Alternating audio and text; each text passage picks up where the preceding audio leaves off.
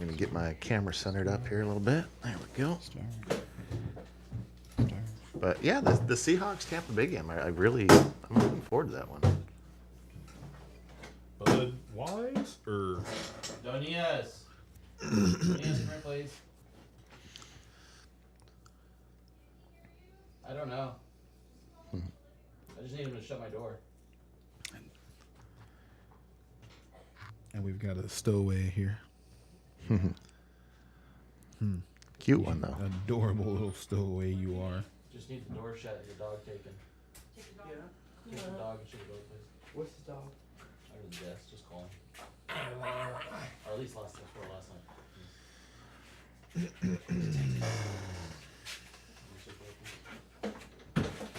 Fan on. So clearly we're looking for American sponsorship here.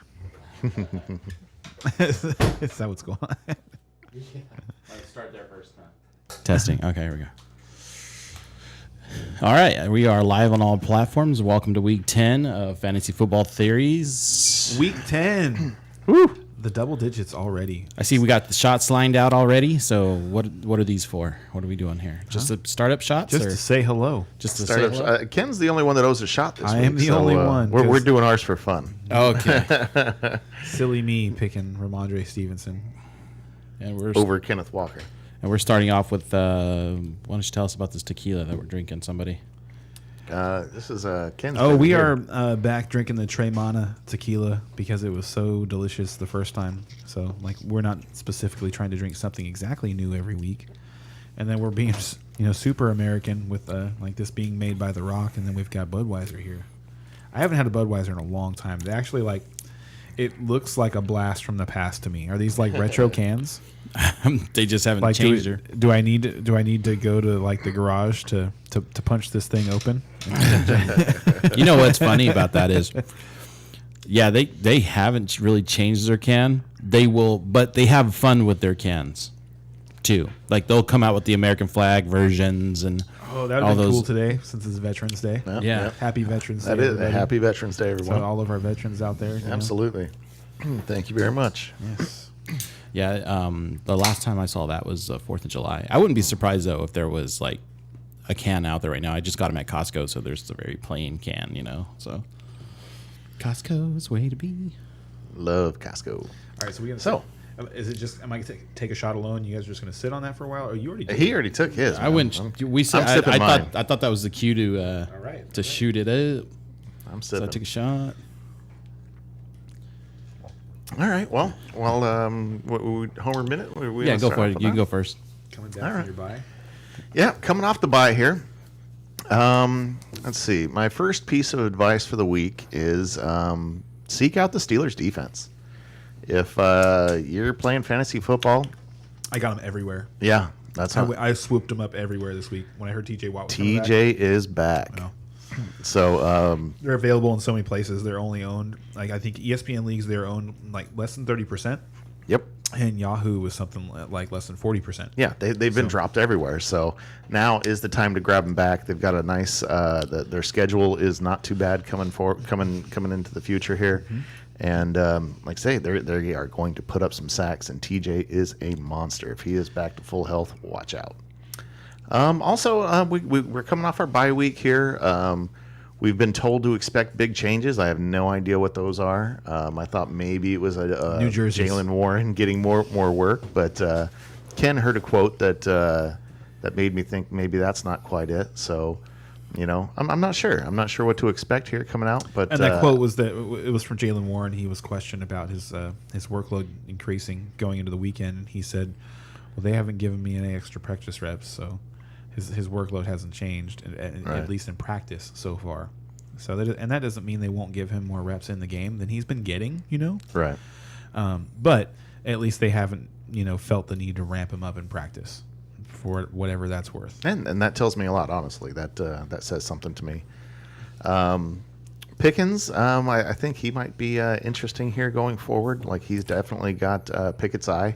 So And you're saving the best for last, right? what's that? The Muth is about to be Oh, loose. the Muth. That is true. Yes, Pat Fryermuth definitely is going to be looking good for a few weeks I here. think he's such a good trade for target right now. Like if you can get him, because now he's just getting past his bye. He hasn't done anything. Claypool's gone. Yeah, he hasn't done More anything targets special available. yet. You expect more targets are going to go his way. He's already looked great with the targets that he gets. Yep.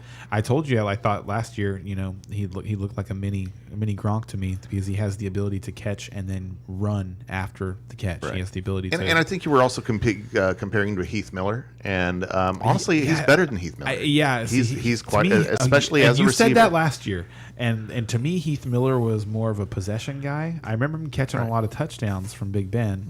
He was a good a red lot zone. is an exaggeration. I tight end wise.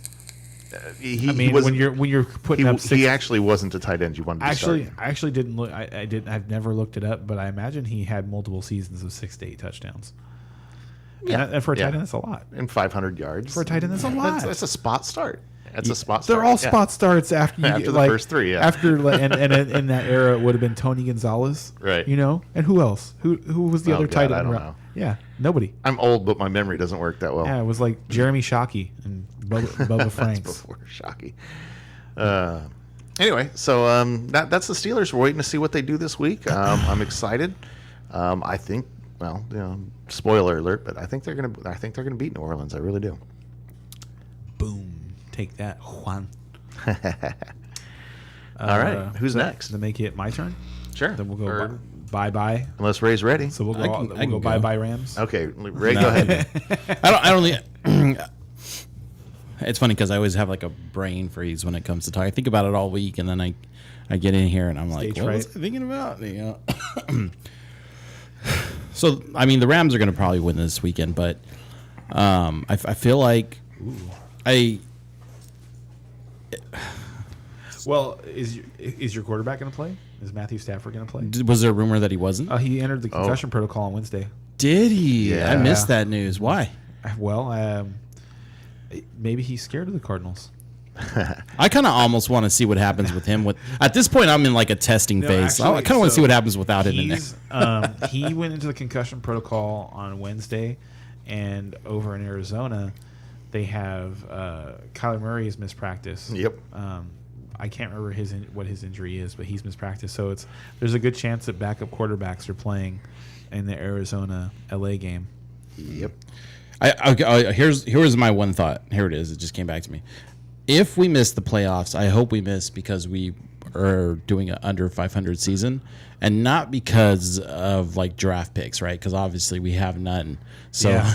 You can't it's- tank.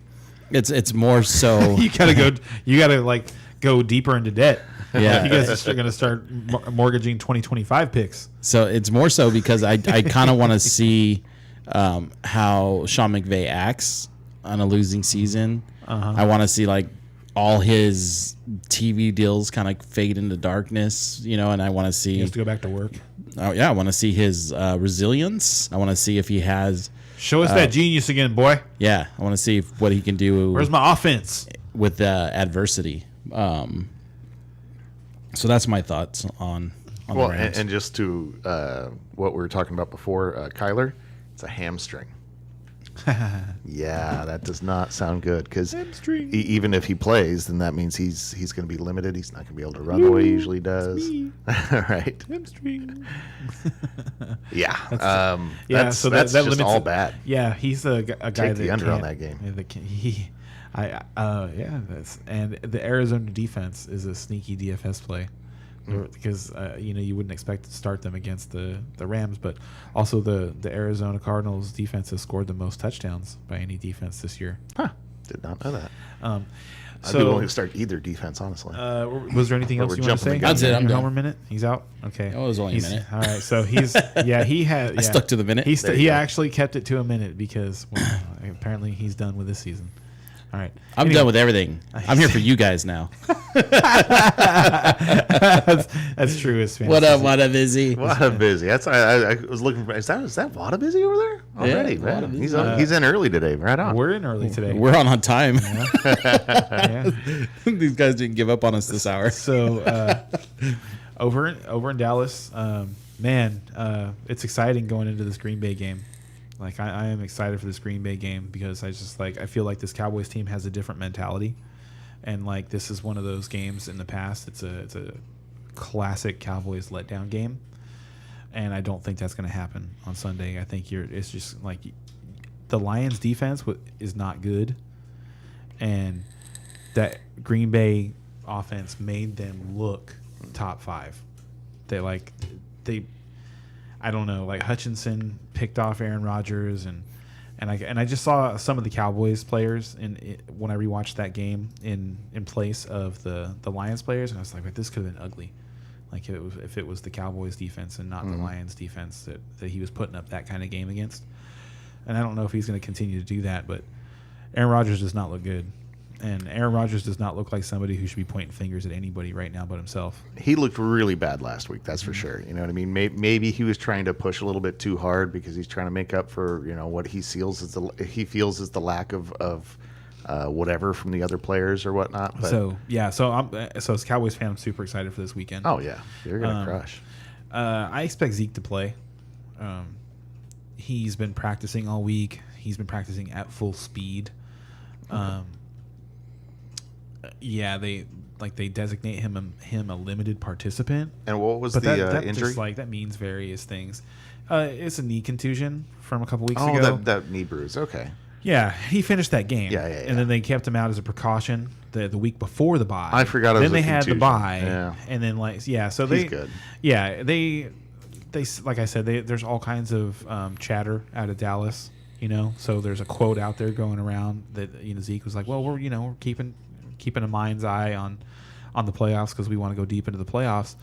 And so people are like, whoa, he's not going to play this week. And that's the nature of being, a Cowboy, is that your words get twisted. So you have to be careful just not to say anything.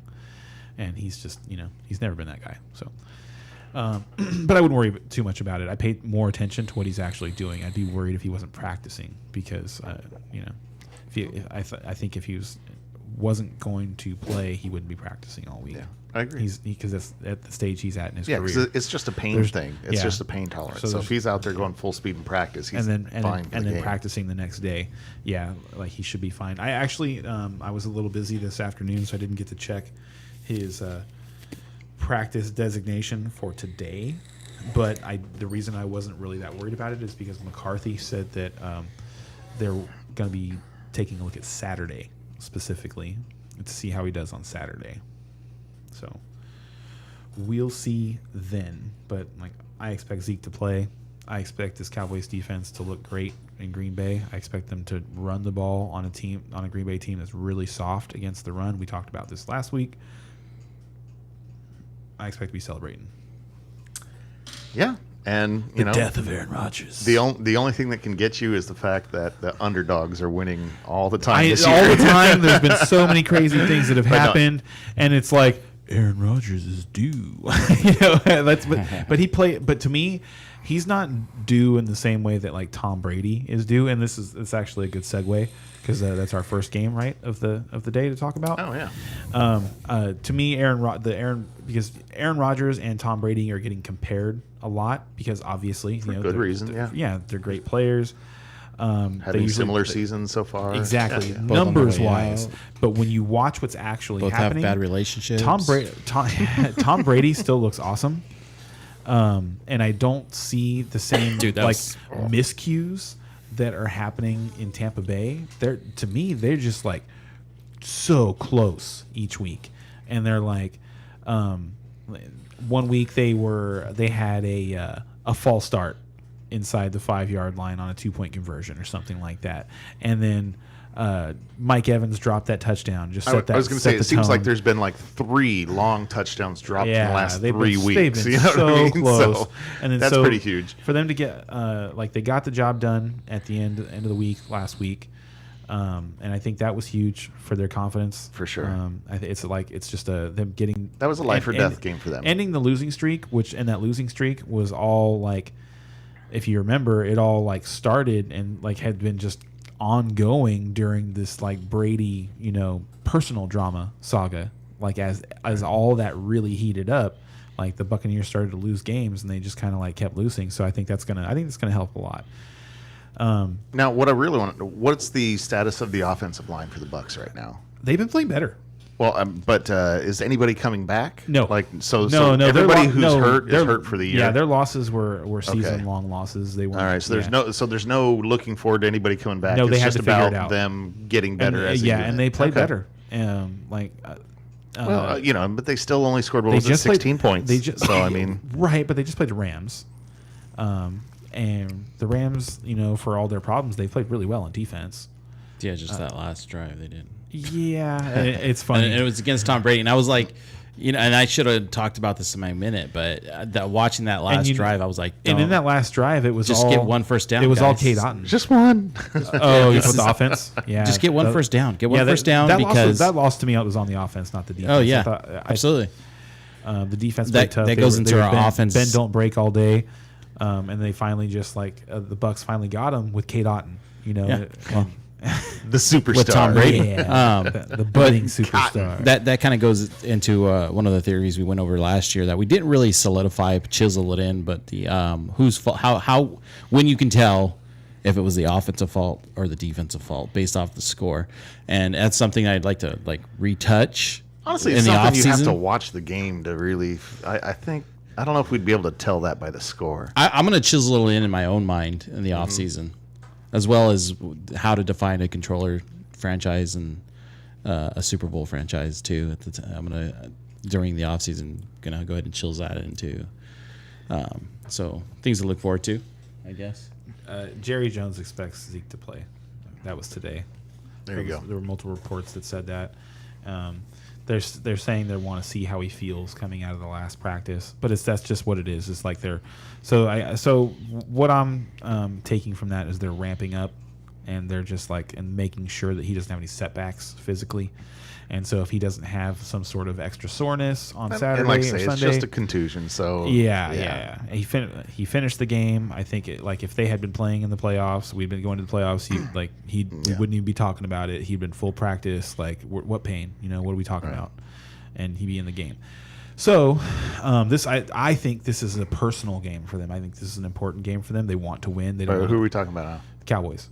Oh, we went back to Cowboys. Sorry, we were finishing that. I wanted to finish that I thought we were on because the Tampa Bay Seattle, he man. didn't bring us into the Tampa Bay Seattle game properly. So I just wanted to close that off. I wasn't sure if we were. Yeah, well, All right. we're ready for you now. Okay. I was like, what team are we talking about right now? I didn't get to close that off. I just thought that was going to be a good Gotcha. segue, of talking about Tom Brady and Aaron Rodgers, because I think they are having similar seasons. So yeah, we can talk about that Seattle game as soon as we get the line from our Our official line. Setting it up. There we go. All right, so on to the games. Let's get on to the games. And It's switch, a good schedule this week. I like the game schedule. switch it over here. Actually, can I 1 minute Yeah, real quick? so it was me. Oh, I'm wearing my proudly wearing my Jets shirt here. Oh, yeah, How about them Jets? Established we're not in going to get to talk about them too 1960. much because they're on their bye. that's true. This week, and Zach Wilson, I hope you're out banging milfs, you son of a bitch. What why they got to be Mills? no, you don't know about that, Zach? No, I didn't know that. Oh I yeah. guess it's the thing. Zach Wilson's a milf banger. No, I didn't know that. Yeah. God bless him. You go deep into your research, man. You don't know about that? Oh, you got to look it up. It's hilarious. Yeah, he's the new Jeter of New York.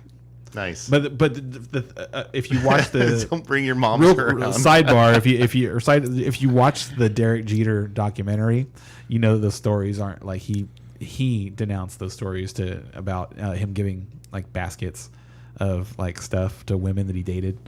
That was a thing, was that Derek Jeter would he one night stand, he'd meet women, go out with them, and then in the morning he'd be gone and there'd be a basket of stuff. I saw that on a sitcom or something once. I thought that was hilarious. He said in the documentary that he was at a coffee shop one time or something like that. And the guy tapped him on the shoulder. He's like, "Hey man, that's really awesome what you do with. I do that too with the baskets."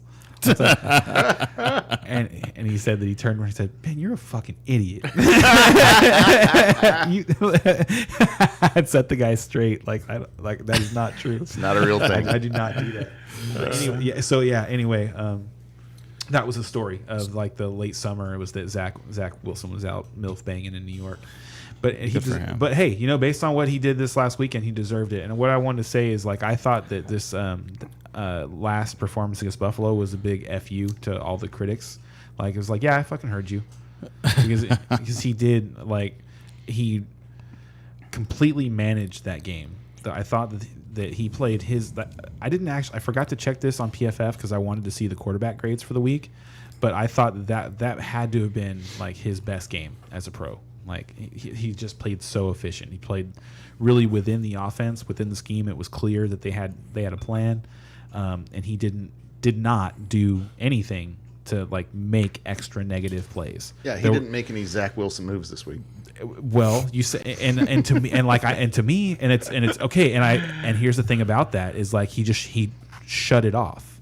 It was like people were talking about him as though it was something that he couldn't stop, you know.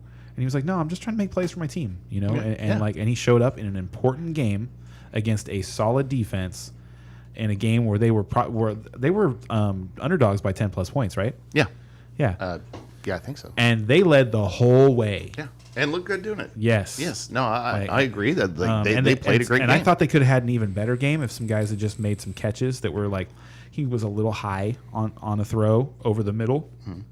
But to me, it was very, very Favrean in that it was just too hard of a throw. Right. If it was a softer throw, the guy catches it, but it came out too hot because he's got a rocket arm. He's a really talented quarterback, and I think the Jets are in really good hands. So, with that, we have a question from Che S and YouTube. Evening, gents. Full PPR, Judy or Josh Palmer. Thanks and good luck this week. Judy this weekend. You think so? Huh? They're playing at San Francisco. Oh, Actually, interesting note on that. That was how I felt probably yesterday afternoon before I got the news that they lost another cornerback for the year. who did? The 49ers lost Varner. Really? I think his name's like Justin Varner, maybe something like that. He's the best remaining starting cornerback. Blew his Achilles in practice. Oh shoot, he's done. Okay. Yeah. So the 49ers defense takes another shot. We'll see. Like, they were already kind of taking on water. I don't think the Chargers are going to get anybody back. So Palmer's still going to get work. That's a difficult call. Yeah, they're both good play. I'm sorry, I they're think both decent plays. I think in a vacuum, I'd like Palmer better just because he's going to be a bigger share of the offense. I think because of the think injuries, more targets and more likelihood that he'll have a chance to score. but they're playing against a better defense. But I think they're going to be behind as well. I really do. I do too. So that's tough there. On the other side, Judy, like he's been getting the targets, but Russell Wilson is Russell Wilson this year. My goodness, how can you go on? Like I think I'd probably, safety's sake, I think I'm going Palmer. I agree. And let's see, if you just need a ceiling, God, I think I still think it's Palmer. it might be Palmer too. Nah, man. I still don't think Judy's ceiling is any higher than like 6 catches. And it could just go straight to Sutton. Yeah, okay. I talked myself into it. I think I'm going Palmer on that one. I hope you agree, man. And he says he appreciates it. You're welcome, sir. Anytime, of course. Yeah, So we let's love get the it. questions. Let's get into the games here. I'll read this off. Well, maybe somebody grabs me a beer. Right. First up, Hint. Seahawks at Tampa Bay Buccaneers. Seahawks at +2.5. Over under at 44.5. And +120 if you're betting on the Seahawks. -140 if you're betting on the Bucks. All right. Well, we talked about the Bucks a lot. We didn't really get into Godwin a little bit. I think Godwin's. I think we all agree is kind of coming back. He's in for probably a decent half of the season. The second half of the year is probably going to be pretty good for him. He's one of my favorites. If the Bucks are getting things together like we think they probably are, that makes sense. It's at a this time of gamble, year. but like I said, from what I have seen, from what Sorry, man, you were blocking off my face. Oh, Nobody cares. Yeah, I was trying to help the people out. You were man. trying to improve the show. Anything to get the viewership up, All right. No, Yeah, we think that the second half is going to be better for Brady and for Godwin. Once those two unlock, I think the rest of the offense just kind of explodes a little bit. Things get better for Fournette, things get better for Mike. And everything Mike to me Evans. is about that offensive line giving him enough time to get it to his They've receivers. been doing a better job. And like I say, if they are improving now, because they've had those injuries, we talked about them being season long. So, like, this is the offensive line that has to get it done, and if they're improving, then that's going to help Tom Brady improve. The eye test tells me that they're playing better, that they're a team on the verge. But then on the other side, we've got the Seahawks, who, man, they've been looking good. The machine. Man, they are just dominating teams. It is crazy. That defense, Now, the last 3 weeks. so- Speaking of defenses, we talked about picking up the Pittsburgh defense. Pick up the Seattle defense as well. I like Seattle too. Seattle is not this week. I don't like them this week. I think you can probably, and I think they have the bye in week 11. okay. So you don't. So it's a future stash. Yeah, you can. I don't think you necessarily need to rush to pick them up. But there's someone to think about. I haven't actually looked at their schedule. It's not that's not a deep dive. That we'll probably do that next week where we actually talk about playoff schedules and stuff like that. But yeah, we're not there yet. Right. So DK, I think DK and Lockett are both really good plays here. I think Walker you can't not play. What you should know about DK is DK doesn't move around a lot in formation. He mostly lines up on the left side, so he's going to see Jamel Dean a lot on Sunday, and Jamel Dean is having an All-Pro year. He is like the NSC equivalent of Sauce Gardner statistically right now. Wow. He's shutting everybody down. So I wouldn't want to touch DK in DFS for sure, and in season long, you have to play him. But you're not looking at him like in a 10-team league. It's possible that you have somebody that you'd start over him. It's entirely possible. So you're looking at him a little skeptically. To me, he's season long. You're probably starting him, but it's more in your third wide receiver flex range than the wide receiver 2 that you hope that he is on week in week out basis. And Ken Walker's amazing, so you have to start him. But you might want to temper expectations against that Tampa defense. But got to start him. Last week was a bad test because they were playing against the Rams, who haven't been able to run against anybody. But the Buccaneers did lose Shaq Barrett.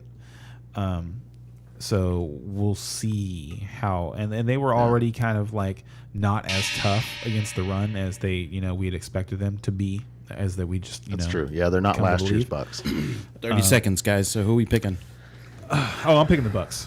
I'm taking the Bucks. I'm taking Brady to get rolling this game, and that's why I really like the Seahawks, but I really like the Bucks to start getting things moving. Yeah. And what I saw in the Seattle Arizona game was that Arizona just really shot themselves in the foot over and over and over again. They gave up points at the end of the first half when Kyler Murray he converted on a third or fourth down run and in the same play fumbled. I really saw that. It was and it was a terrible fumble too. Yeah. You had to look at the replay Just tuck it slowly in, yeah. to see if the guy actually touched. He did actually tip the football with his fingertip, and it's that's how small Kyler Murray's hands are and how light his grip is on the football. Yeah. Anyway, they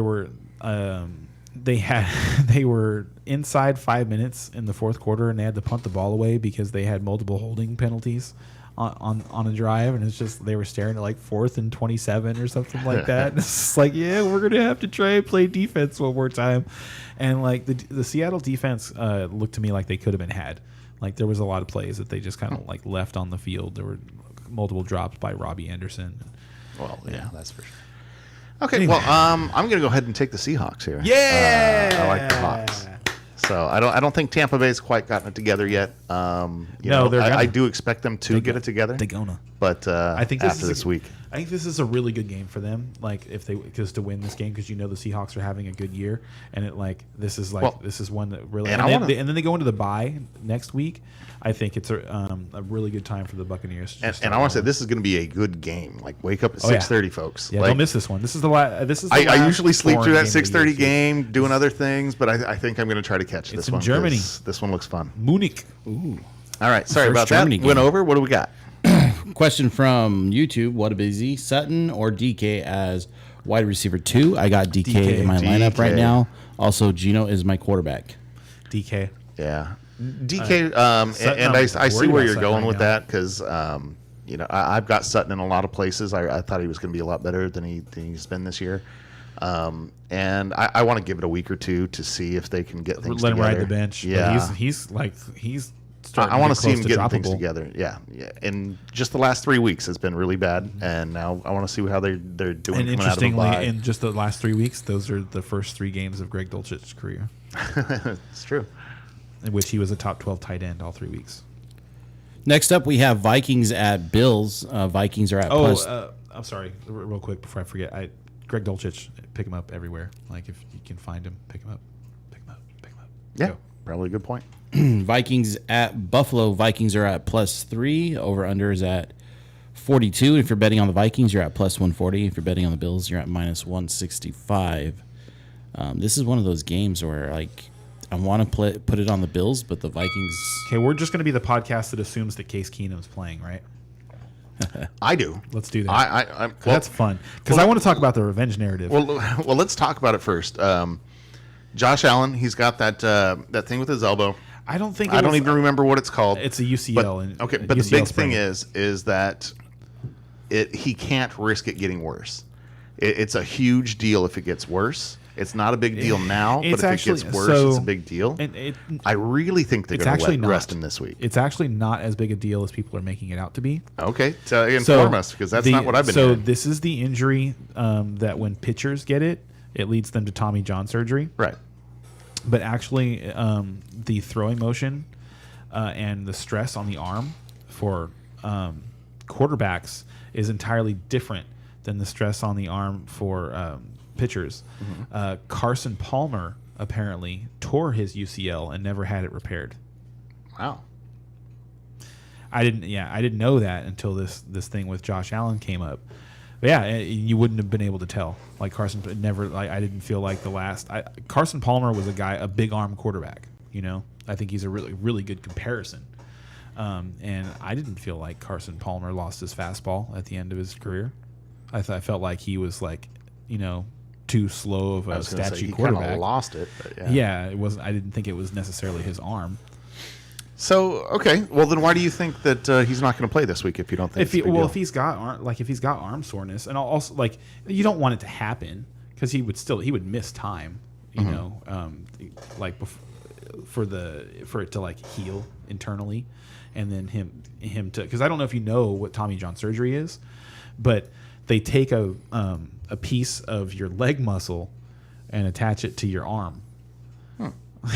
So you get like Cool. if you remember that movie, Get that remember that movie, nice, remember that strong movie, leg muscle. Rookie of the Year back in the Yes, day. yes. Yeah. So you get that's the idea is you get that action going on because you have a leg muscle in your arm now. Because there's a lot of pitchers that are just like fuck it, I'll just get Tommy John surgery.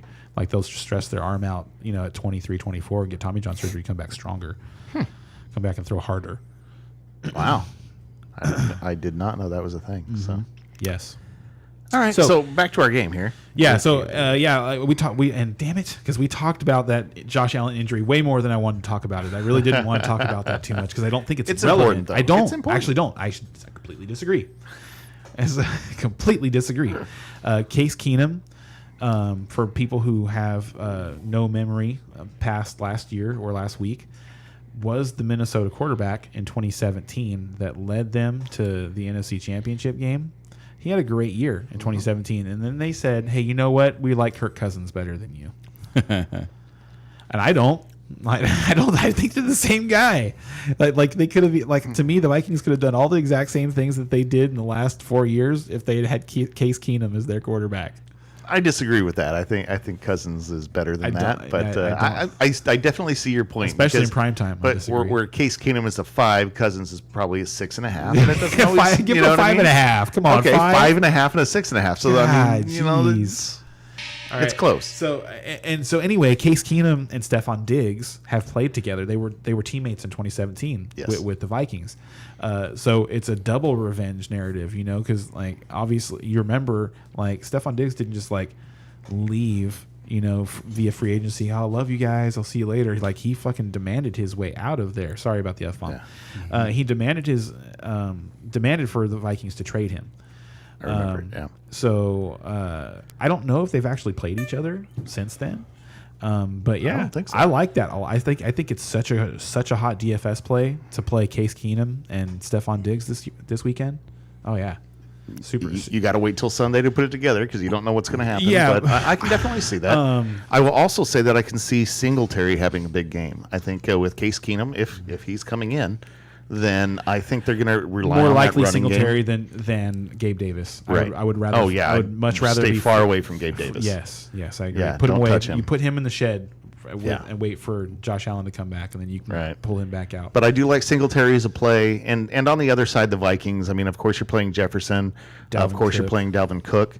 I don't know how much you're playing past that. Well, you're going to play Cousins. Hawkinson. I think you. I Hawkinson. don't know because Buffalo is so Buffalo good. is good, but man, it looks like another week, and man, he looked like he was going to be a big piece of that offense. I know, but still, Thielen's fallen off, and it looks like Hawkinson is going to be the answer to that. No, I like how he fits into the offense. I just don't think they're going to have a good game Just this weekend. week, yeah. It's tough, especially with Case Keenum in there. I think that takes a honestly lot away think- from that offense. It looks like it might be a good I little watched. game, man. So I watched him in the preseason, and it's preseason, whatever. But like, it was hard to tell. Like, he was running that offense. Like, I think he's going to come in. He's going to be comfortable. I think they're going to attack. People are going to. I think that you might even like. Sitting Gabe Davis might actually be a bad move because I think it's one of those things that, like, there's such a narrative around, they're not going to be able to throw the ball deep to Gabe Davis. They might just come out real early and say, "Fuck you, yeah, we are." Watch, Right. because Case Keenum is confident to run this team. Like, I feel like and I think the team feels that, like, if Josh Allen actually went down, they could still go really far with Case Keenum. One of the things I've noticed about Case Keenum, he played for the Rams too for a while, but with the whole, I think he was fighting for the position with Nick Foles at the time. So I got to watch the dark days in Rams history. Yeah, I got to watch Case Keenum play a lot of football, and one of the things I noticed about him, he's just a hard worker. Tough. He fights for every yard, every And play. you can tell his fighting. teammates like him, because they're cheering with him when he's getting up from plays. When he's sliding, offensive linemen are picking him up. They're right there, Yep. Like he's a good teammate. Like, people like him in the locker room. And I think honestly, I think Buffalo's going to boat race Minnesota no matter what. my memory Ooh. of Case Keenum is in the playoff game when they won that miracle. I can't even remember who they were playing against, but they're playing at home. New Orleans. And they had that was New miracle Orleans. play at the end. They won. Yeah. And Case Keenum comes out after the game and leads the Viking chant. What's it called? I forget what they call the chant. It's got a name, but yeah, he comes out and leads the Viking chant, and you just see 20,000 people doing it with him. Dude, I got goosebumps watching that. That's like one of those memories for me that I'm just like, damn, he's one that's quarterback. cool. I like him. So that being said, who you guys picking? I think I already said. But Yeah. yeah, you said no matter what, Bills. I think I'm taking Bills either way. I think this has to be said too. I think the Vikings are a paper tiger. Yeah, They're yeah. seven. They're a 7-1 team that should probably be 5-4, yeah. 5-3. Yeah. I think I'd be leaning towards the Vikings if their Vikings were playing at home. But if since they're playing, I still wouldn't. since I'd feel even better about the Bills because I think sometimes the weather in Buffalo hurts them as much as it hurts their opponents. Okay, so next up we have. Brian's Do we have looking another to question? Get traffic. Oh yeah, we do. Yeah, before we get to the next game, we do have a question. Good catch. What's a good wide receiver 3 replacement for Mecole Hardman. McCole Hardman? Yep. This week, Darius Slayton, Paris Campbell, or Khalil Raymond. Khalif Raymond. Darius Slayton is the best of those, I guess. It's funny. Before he gave us choices, in my head, I'm thinking like go out and get Hollis. I You was know what thinking mean? Matt Collins. or yes, sorry. So Matt Collins. this week the Raiders put Darren Waller and Hunter Renfro on IR. I've already been ringing the bell for Mac Hollins. And now I'm just like, Yeah. go Get this guy. Yeah, go get him. Like if you need somebody on your team, like So just check the waiver wire to see yeah, if if you need Hollins a is wide out there, receiver, 'cause a wide receiver 3 on your team, I think Mac Hollins is an excellent. I'd pickup. take him over the choices that you gave us Yeah, there. he's past his bye week, so you know that he'll be able to like ride him through the bye weeks for your other players, and he's going to get work. Derek Carr was feeding him the ball when those guys were in the lineup. Can we write that on the board? That receiver. For some reason, that one Mac I feel like Hollins? is something we need to check back on What? to see if Hollins How he does? next week. So I don't want to forget that bullet point. Can we Well, and write that one I on think the we're on the talking board? Hollins. Hollins I'll will write be it right here, decent too. this week, but I think it's more end of he's a good one end of season. You can find. Also, I think Zay Jones is probably available. Yeah, I'll just write it right They're here. playing Kansas City this We're gonna week, check so him. but they're it sounds after like the a ball. pretty deep league. Like if you hear like he's replacing Hardman, which Hardman is somebody who isn't on a lot of teams. You know what I mean? He's on 50%. Did Hardman teams on get team. declared out? Is that what happened? I think so. I can't remember for If sure. if Hardman got declared out, you might just pivot to MVS because No way. Yeah. MVS is trash. There's nothing. No, stay away from MVS. Don't listen to that. But let's actually try to help him. Like let's assume that all our names that we're talking about are taken. Okay, and get us. Let's work with I what kind he of gave want us. now. Can we find out if McCole Hardman's out? Because I don't know if he's out. Can we look that up real quick? Because if McCole Hardman's not out, we are going to get an MVS versus somebody bet on the board tonight. God, I'll take almost anybody against MVS. Like I'll find out. I said, almost anybody, but What am I looking up? That Hardman's out. yeah, just what Hardman's status is, if you have a second there. But let's see. To try to actually answer his question here, he gave us Darius Slayton is somebody I'd want to stay away from right now. He might be good in the future, depending on what happens here, but I wouldn't want to be starting him at this second. Let's see, Campbell. Campbell is kind of like he's out there, he's on the field, he's getting catches, he's gotten more work the last 2 weeks. I'm not thrilled about him, but he's somebody you could start if you needed to. And Khalif Raymond, oh, that's right, I was kind of messing with him last week. Detroit against the Bears. If that's me and those are my only choices there, I think I'm probably to me it's between Campbell and Raymond, and I think I end up on the Raymond side of that. I think that could be an interesting game there with Chicago and Detroit, and yeah, I think that's where I end up. So I hope that helps you, man. And definitely check that waiver wire. A couple of those names that we mentioned might be out there, and if so, looks like that you could use them on your team there. So Hardman is out for Sunday. Won't play Okay. Sunday. Yeah, that's what I thought. Which I think, what's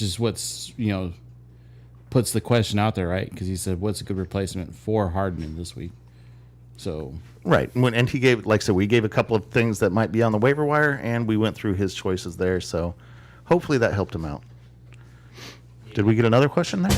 yes, we did actually just now. Fields or Tua this week? He also has Waddle. Wow, rough choice. Yeah, tough Now, life. yeah, you're good no matter which way you go. I think I take Tua there. I think the ceiling's a little higher. Those two receivers on the outside are just absolutely amazing. But those are good choices. Like if you're doing DFS, your cash lineups, like those are the two quarterbacks you're choosing between this week. So yeah, fantastic choice. I would go with Tua. I would not. I'd go with Fields. Really? Oh yeah.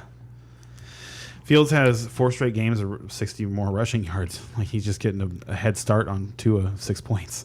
So But there's no way he's going to match Tua in passing. And my God, he's Tua been- could have 400 yards passing and 100 touchdowns. My God, those receivers are amazing. they have been amazing. They have been amazing. Mm-hmm. But if you watch, like Tua is also like on the brink of throwing interceptions a lot of the time.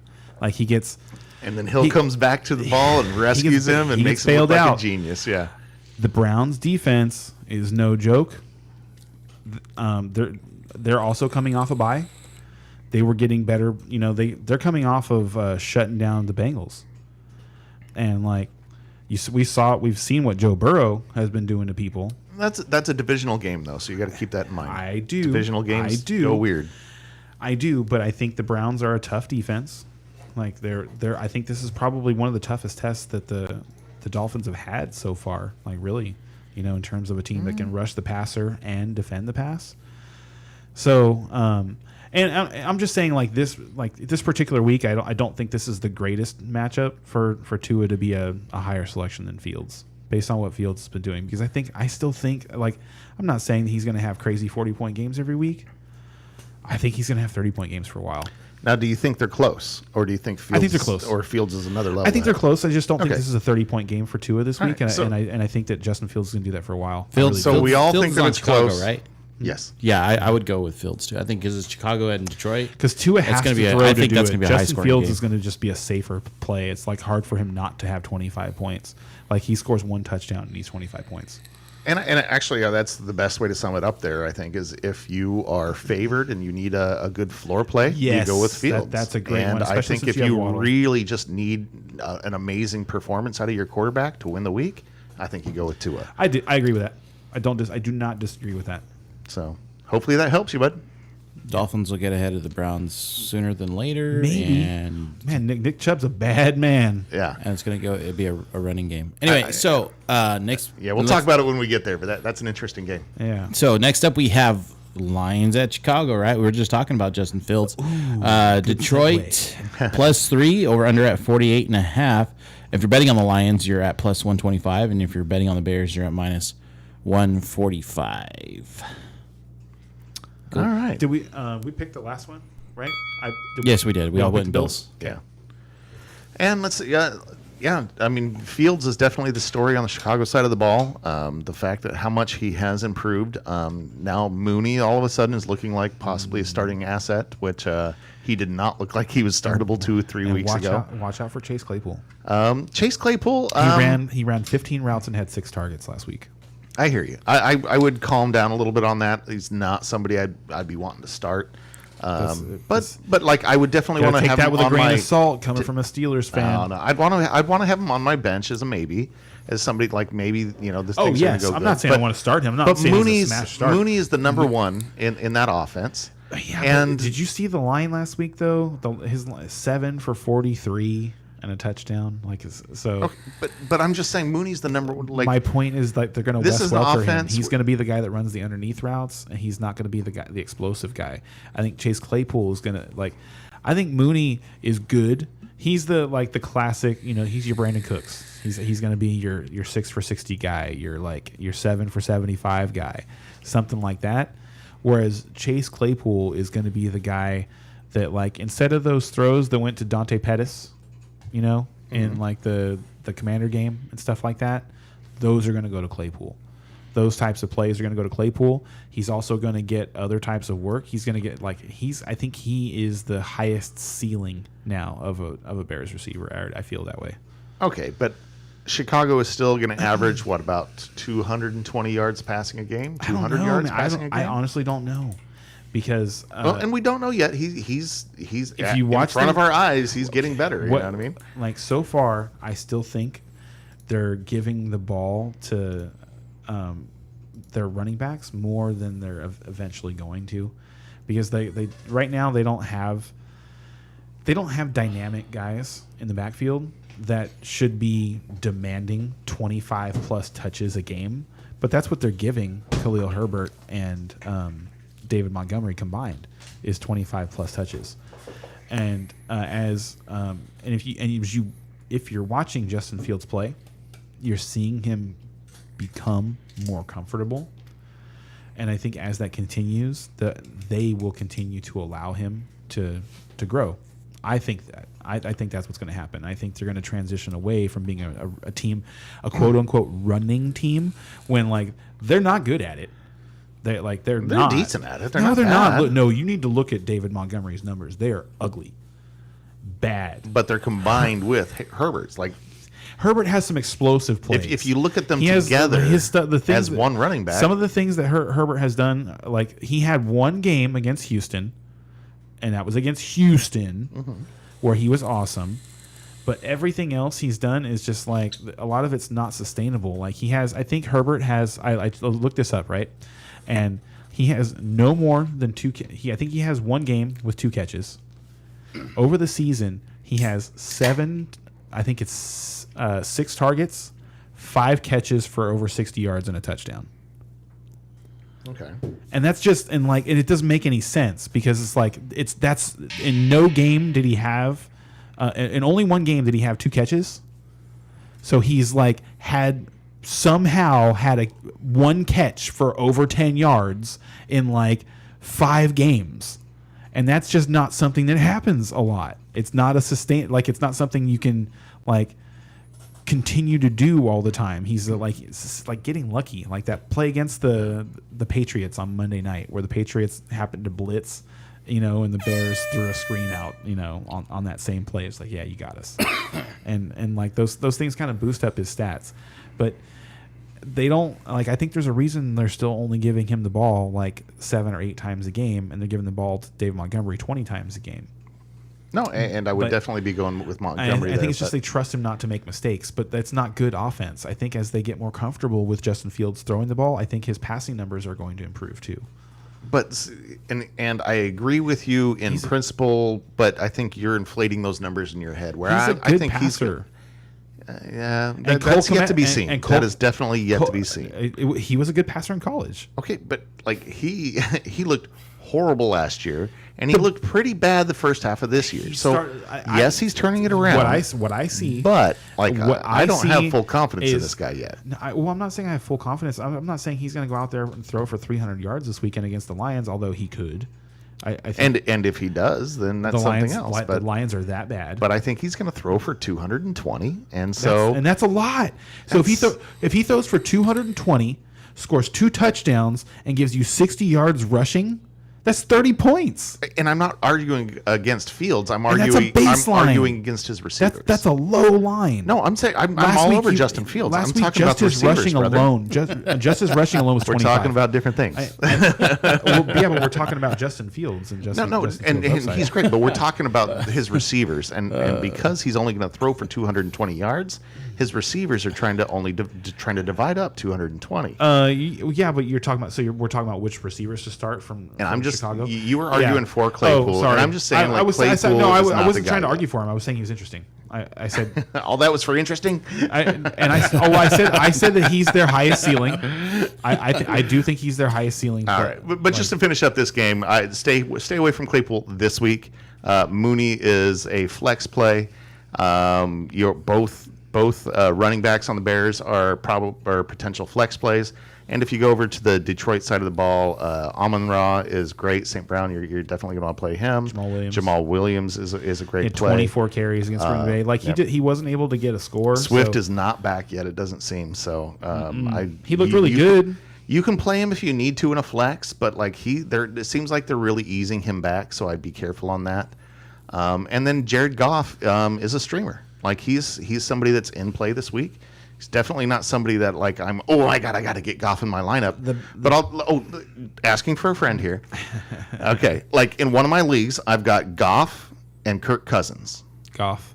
And I'm like, what do I do? And Goff. my automatic thought is I'm going Cousins all week. And the more I look at it, the more I think about it. I've switched to Goff this morning. They traded away Roquan Smith. They traded away Robert Quinn. They're softer on defense. They're going to give up the Bears are going to be. It's so funny. It's so funny now because the Bears have been such a boring team for so long. Right. And I think for the rest of the year, it's going to be who are the Bears playing Shootouts, against? Yeah. You're going to want to play against the Bears, and you're going to want to start Bears players. It's going to be fun. The Bears are definitely interesting. Yeah. So who are we picking here? Do we spend any time talking about the Lions? I'm picking the Bears, bro. I think the Bears are the more interesting team as far as everything that's going on there. So yes, I mean that's why we spent all the time on the Bears. But honestly, I think this is a very close game. I think this is a hard one to pick. I actually do like the Lions. If you watch that game against the Packers, they played like a different team. The one play that keeps getting stuck in my head is the Aiden Hutchinson interception. That was such a good play. Yeah, he's that really was such good. a heads up play. Yeah. And Aaron Rodgers was so pissed. He didn't even think that he had to throw the ball that hard on that play. You saw it because if you watch the replay, it was that was such a horrible throw.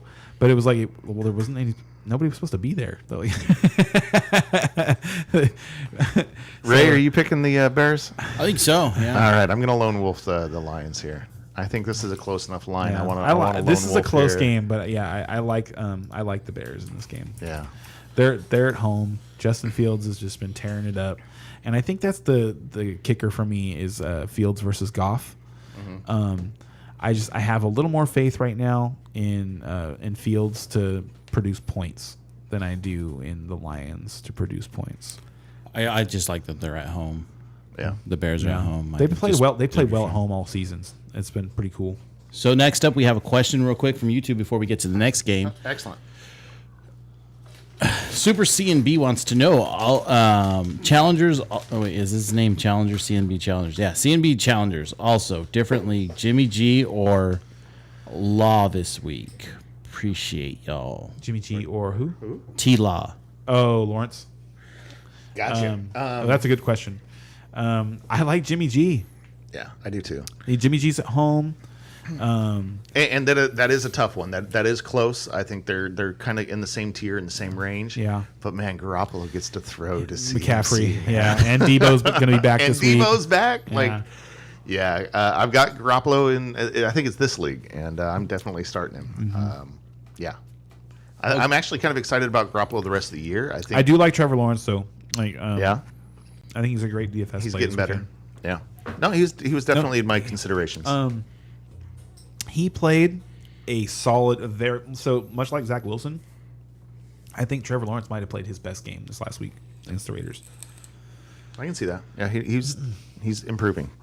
Yeah, he was good. All right. So next game we have up is Jags at Chiefs. Jaguars +9. The over/under at 51.5. If you're betting on the Jaguars, That's a big plus over-under. 330. And if you're betting on the Chiefs, minus 410.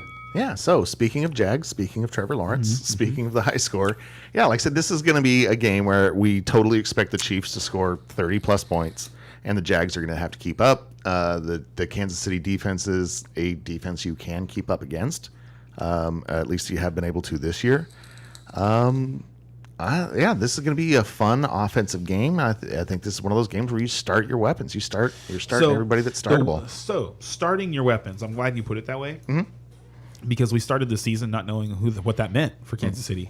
When you said start your Or Jacksonville, for that matter. Start your weapons for Kansas City meant start Travis Kelce and start Patrick Mahomes, and that's it. Yep. And now that's clearly Mahomes, Kelce, and Juju. You can count on Juju. Juju has had 8+ targets in all but one game this year, I think. Maybe two. Maybe it was two. And in those two games, he had 5 targets, and one of them he scored. So, yeah, he's been surprisingly consistent. He's had like 18+ points. He's been healthy, I think is just the thing. And like I think we knew that if he stayed healthy, this is what he was going to do. I think the only question on Juju was whether or not he was going to stay healthy. So like that could just be in the back of your mind if you want to, but until he actually just gets hurt on some play, enjoy the ride, because I think it's just going to continue. And this week, I think you could have like his best game of the year, because last week Devontae Adams just annihilated the Jaguars over the middle, over and over and over again over the middle, and that's where Juju operates. Him and Kelce run mirror, running mirror routes on other sides of the field, but they're still operating at the hashes. So I think that, like, obviously you're going to start Kelce, but Kelce's going to have a monster game. I think Juju's going to have a monster game. So the question is there anybody else to start? The running backs. I really want to the most work. But do you want to start McKinnon? No, I don't. Hell no, you don't. No, I don't. So you want to stay away from the running backs for KC. Sad times. I don't think there's any wide receiver you can start other than Juju. I think I told everybody to sell Clyde Edwards-Helaire in like week 2 or something like that, and I hope people did. He's just one of those guys that I just have never been high on. I've never had him on a team. I've never touched the guy. His rookie year, I did draft. I was the guy in our league that drafted him. Okay. Like in our league, that was the bust that really hurt me that year was investing in Clyde Edwards-Helaire. Because I spent, I think in salary cap leagues that year, he went for close to 40. He should have been so much better. And you know what? And you know what's funny is I'll never forget his first game. because his first game was like, yeah, it was like, I think he scored a touchdown. He that. looked good doing it. Like he ran over a guy scoring a touchdown. He missed like a couple of other red zone opportunities or something like that, but he had like 25 touches, 140 yards, and like thought 3 he or was 4 good, catches. yeah. It was just like, yes, this is what I Everything we drafted him thought it was for. going to be. And that was the best game of his career. I don't think he's had a game close to that game I since don't then. either. We're all going Chiefs. Yeah, but we do need to talk about the other side of the ball because there's some valuable pieces for the Jaguars there. Everywhere. I like all. Trevor of their Lawrence pieces. is a good. He's a spot In starter. DFS, He's a- actually, I think you can start Lawrence. I think you can start Travis Etienne still at $7,100.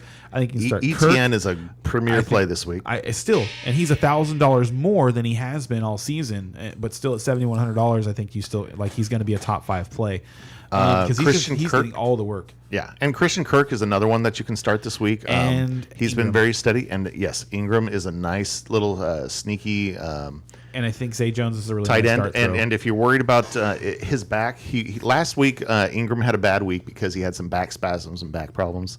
That should be good to go at this point. I think his week is going to be much better. yes, so back spasms don't be don't typically last that yeah, long. don't be afraid to why they call to start him spasms. this week. So, all right. We're good on that. Yeah, I got Zay Jones in there, right? There's an interesting. Oh, little- Zay Jones is somebody that you can start. You're not really looking to start, super but interesting you can if you need statistics to. about Zay Jones and Trevor Lawrence's passing attempts. I think it's somebody did it on CBS. They looked into it and it was like there have been 4 games this year where Trevor Lawrence has thrown 31 or fewer times. And there have been 4 times this year where he's thrown 39 or more times. In the games where he's thrown 39 or more times, Zay Jones has put up 12 or more PPR points each time. All right. So it's like I expect him to hit that threshold in this game, and I'm not. And I like that's one of those voodoo stats. But to me, what it really means is that when Trevor Lawrence has to throw the ball, he's looking to Zay Jones enough of the time, like it because That he's possible as a target. yeah, like I had said this before. I thought Christian Kirk is their gadgety guy, and I think Zay Jones moves the chains. So they're going to have to throw the ball a lot. They're going to possess the ball a lot, and I think you can start Zay Jones. All right. So we got a question. I think it's a question whether or not we approve of this trade. I just right. got offered Amon-Ra and Kelsey, and I would be giving up Adams and Olave. PPR, I can start Palmer, Pickens, Mikolet instead of Olave Bye until bye I Adams get and Mike Olave. Williams I'll and take Travis Jamar back. Kelsey right now. Like if your team, especially if your team is winning, if you have a winning record, yeah, hop on to Kelsey and ride him into the playoffs because it's such a good advantage. Sorry, I'm still kind of evaluating the trade in my mind here. Adams and Olave, right? Yeah, Adams and So basically, Adams for Kelsey and Olave then for Amon-Ra. for who? Amon or St. Brown. So he gets Amon or St. Brown and Kelsey. I think Amon or Yeah. St. Brown's a really good buy low. I think it's insane to me that you're getting away with trading just Olave for Amon or St. Brown. Yeah. I love Olave. I have him in Dynasty. I don't think this is He's not going to be amazing this year. No, He's going to be playable, and I but think not Amon-Ra is amazing. going to play better than he can- has the last couple of weeks. I Yeah. think the Lions had a couple of down weeks. I think this could be the week. Like if you don't jump on him this week, he's going to be way too expensive to even think about trading for next week.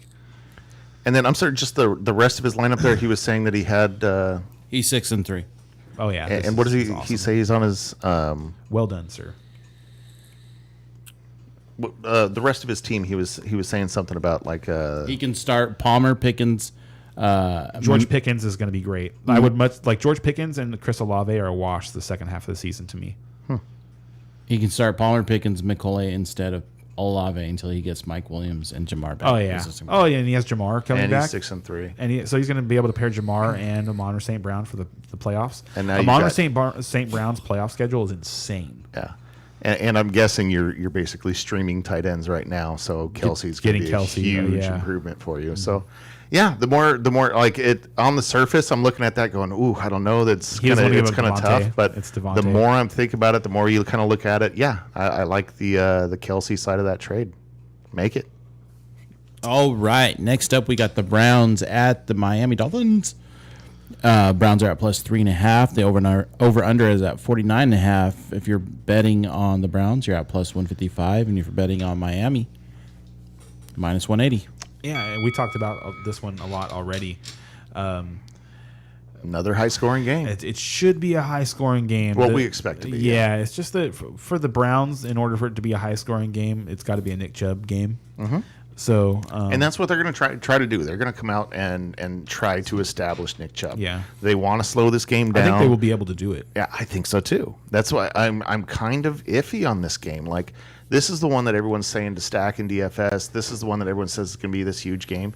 And in regular fantasy, like, you definitely want to start your pieces in this game. It seems like it could be a good one. Mm-hmm. But my mind actually looks at this as more of a defensive kind of game, of Nick Chubb grinding it out. The Browns trying to waste a lot of the clock, not give the ball to Tua. I think that's going to be the game plan. Is this a 10 a.m. game or a 1 p.m. game? Pretty sure it's 10, but I don't know for sure. That makes a difference to me. Why? Why I would think that it make is a a 10 difference? a.m. game, but I'll look it up. Why does it matter? Temperature of the game. Oh, because of the sun. 10 a.m. Yeah, interesting. And it's in Miami? Or it's Yeah, it's in Miami.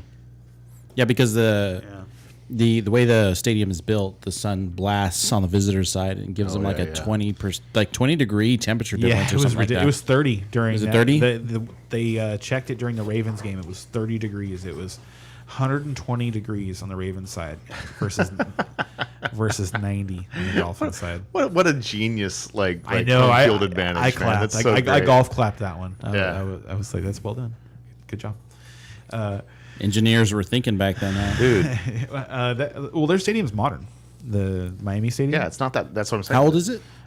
This has been 10 years. It's been an advantage for a It's while. the I Hard feel Rock Stadium, right? I don't know. Don't they play at Hard Rock Stadium? Hard Rock Cafe Stadium or something like that? Dude, I don't even keep track of the stadium names anymore. Sponsored by who gives It's a so crap. yeah, it's so funny because like they called that. They were so ahead of their time in that movie Basketball Yes, yes. when they were You're absolutely right. because it was just starting to get like that. Mm-hmm. At the time the baseball came out, most like I'd say more than half of the football stadiums were still named after somebody, Yeah. like a person. So basketball, that was made by the creators of South Park, Yeah, right? yes. Yeah, okay. Yeah, they would see something like that coming a mile away. Oh, dude, geniuses those two. Yes, they're very, very smart. They're much like the Simpsons writers for sure. Anyway, What game were we talking about? Browns and Dolphins. I am gonna pick the Browns. Wow. Okay. I'll take the Dolphins on the other side. And and by the way, Cooper on is probably a pretty good play for the Browns. I'm thinking. I don't No? know. Why not? Because they're on the road. Oh yeah. See that I don't really pay I attention know. to stats like that. I know very you much. don't, I but you don't should, think 'cause they're it's real. Very relevant. It's but- real though. And on the other side, Okay, not- wait. This is a bet. All right, let's see. Amari Cooper, 10 fantasy points. Oh. I'll take the no! over. I'll take him to get 10 fantasy points. Well, would you put the line at? But like Amari Cooper, people have been writing as like a wide receiver 2. So I guess I would say the line would be 15, and I would say I would take the under on 15. Let's go 13, and I'll take the over. You're gonna take the over, so I Over on 13. get 13.00 and under. 13.0 and under. Yeah, okay. I like it. Yeah, All right. I'll I'm going to take put that on the board. I feel like that's me saying Amari's not going to score. All right, all the touchdowns are going to Nick Chubb.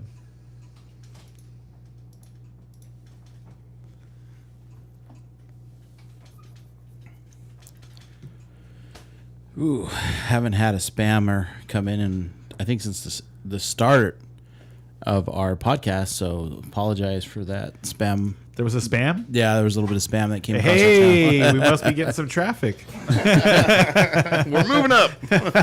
we are spam worthy. Yeah, we're spam worthy. That's awesome. Anyway, sorry, guys. Oh, so as far as picking this game, are we all going Dolphins? No, Or I picked the Browns. He picked the Am Browns. I gonna, I'm going do I Dolphins. get the lone wolf on the Browns? Yeah. Yes, you do. Yes. Yes, you All right. do. Enjoy that. I will, and like I said, so the Dolphins almost blew it last week. The Dolphins, like they probably should have lost. Like there was that egregious non-call pass interference on Claypool. I don't know if you saw that. I didn't see They that. grabbed his face, like, and how it didn't get called, I don't know. But if it gets called, they get first and goal inside the 5, you know, and then they at least kick the field goal to tie. Anyway. So we ready for the next game? I've been saying this. I think the Dolphins are like they're another, like, to me, even more of a paper tiger than the See, I Vikings. disagree with that. I don't think they are. Yeah, you've been saying good things about their defense, and I don't know where you're getting it. I haven't figured it out That was yet. that was more towards the beginning of the year. Now it's more their offense is way better than I thought it was going to be. Well, and to me, and that feels like a little bit of smoke too, because of just how they're getting it done. Because, like, despite Tyreek Hill coming out and saying again that Tua is the most accurate quarterback he's ever played with, Yeah, bro, that's fluff. I'm watching the games. Stop lying to me. Don't like. You're like that line is only going to work on people who are watching box scores. Anybody who's actually watching the game knows that Tua is getting away with murder right now. But because that offense is so good. But all right, so I don't moving think they've played anybody yet. Oh, all right. And I'm not saying the Browns are like, you know, that. I smell that some team bets that's in the going, future on Miami. But I thought, didn't we already put? There's a season long one. We have Miami versus New England, and I'm still feeling great about I that. was like, can I double down on that one? I don't know why you'd want to do that after last week. New England looks awesome. No, I'll take that one again. You want to make that one a Bowmore? We can. You've upgrade tried it. to. No, I'm not interested in making that one a little more. I'm trying to upgrade the bet, man. I want a good bet. I want a bet that I feel right about this. But End it's of not like- season, but we I are wanna- going to drain I that wanna bet Bowmore bottle, that I man. feel passionate about. Maybe we'll. We're do gonna in have to the divide offseason. it amongst like. All right, so Next game, Texans at Giants. and we're done. Texans are plus 4.5. The over under at 41. If you're betting on the Texans, it's plus 185. And if you're betting on the Giants, minus 215. I think we're all picking the Giants on this one. If you're not, make your case.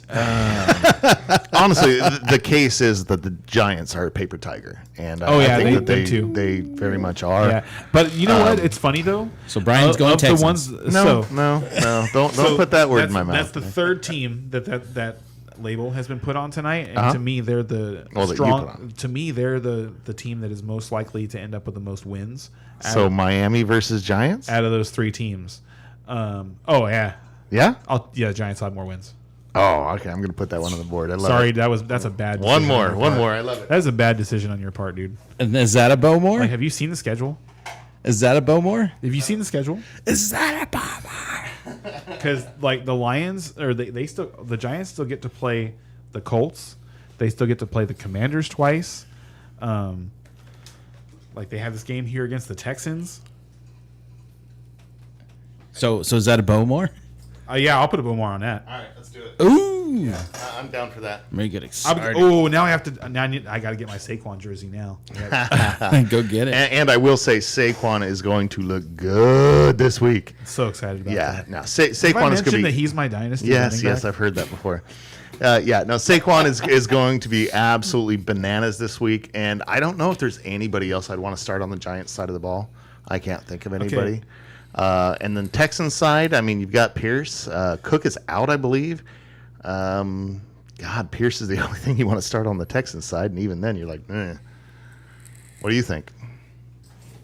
I think the Giants are going to be 8-2 when they play the Cowboys on Thanksgiving. What are you doing right now? He's writing your guys' bed up there. Huh? Oh, okay, I see. Making more room. That makes sense. Right now would be a good time to plug So our the Gi- sponsors, so the but we Gi- don't have any. Yeah. So Where are you? You know what?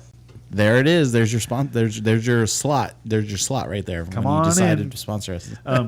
So, like the Giants, they have this game at home with the Texans, right? Next week they play the Lions.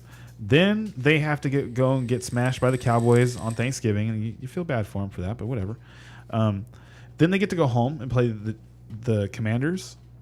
They get the Eagles at home, and I think they can beat the Eagles. Then they get to play the Commanders again, and then they get to play the Vikings and the Colts. So I think the Giants have at least 4 more wins on the season. Well, that would put them at least 10. Yes, that's what I'm saying. Is I don't think that the Dolphins are going to get there.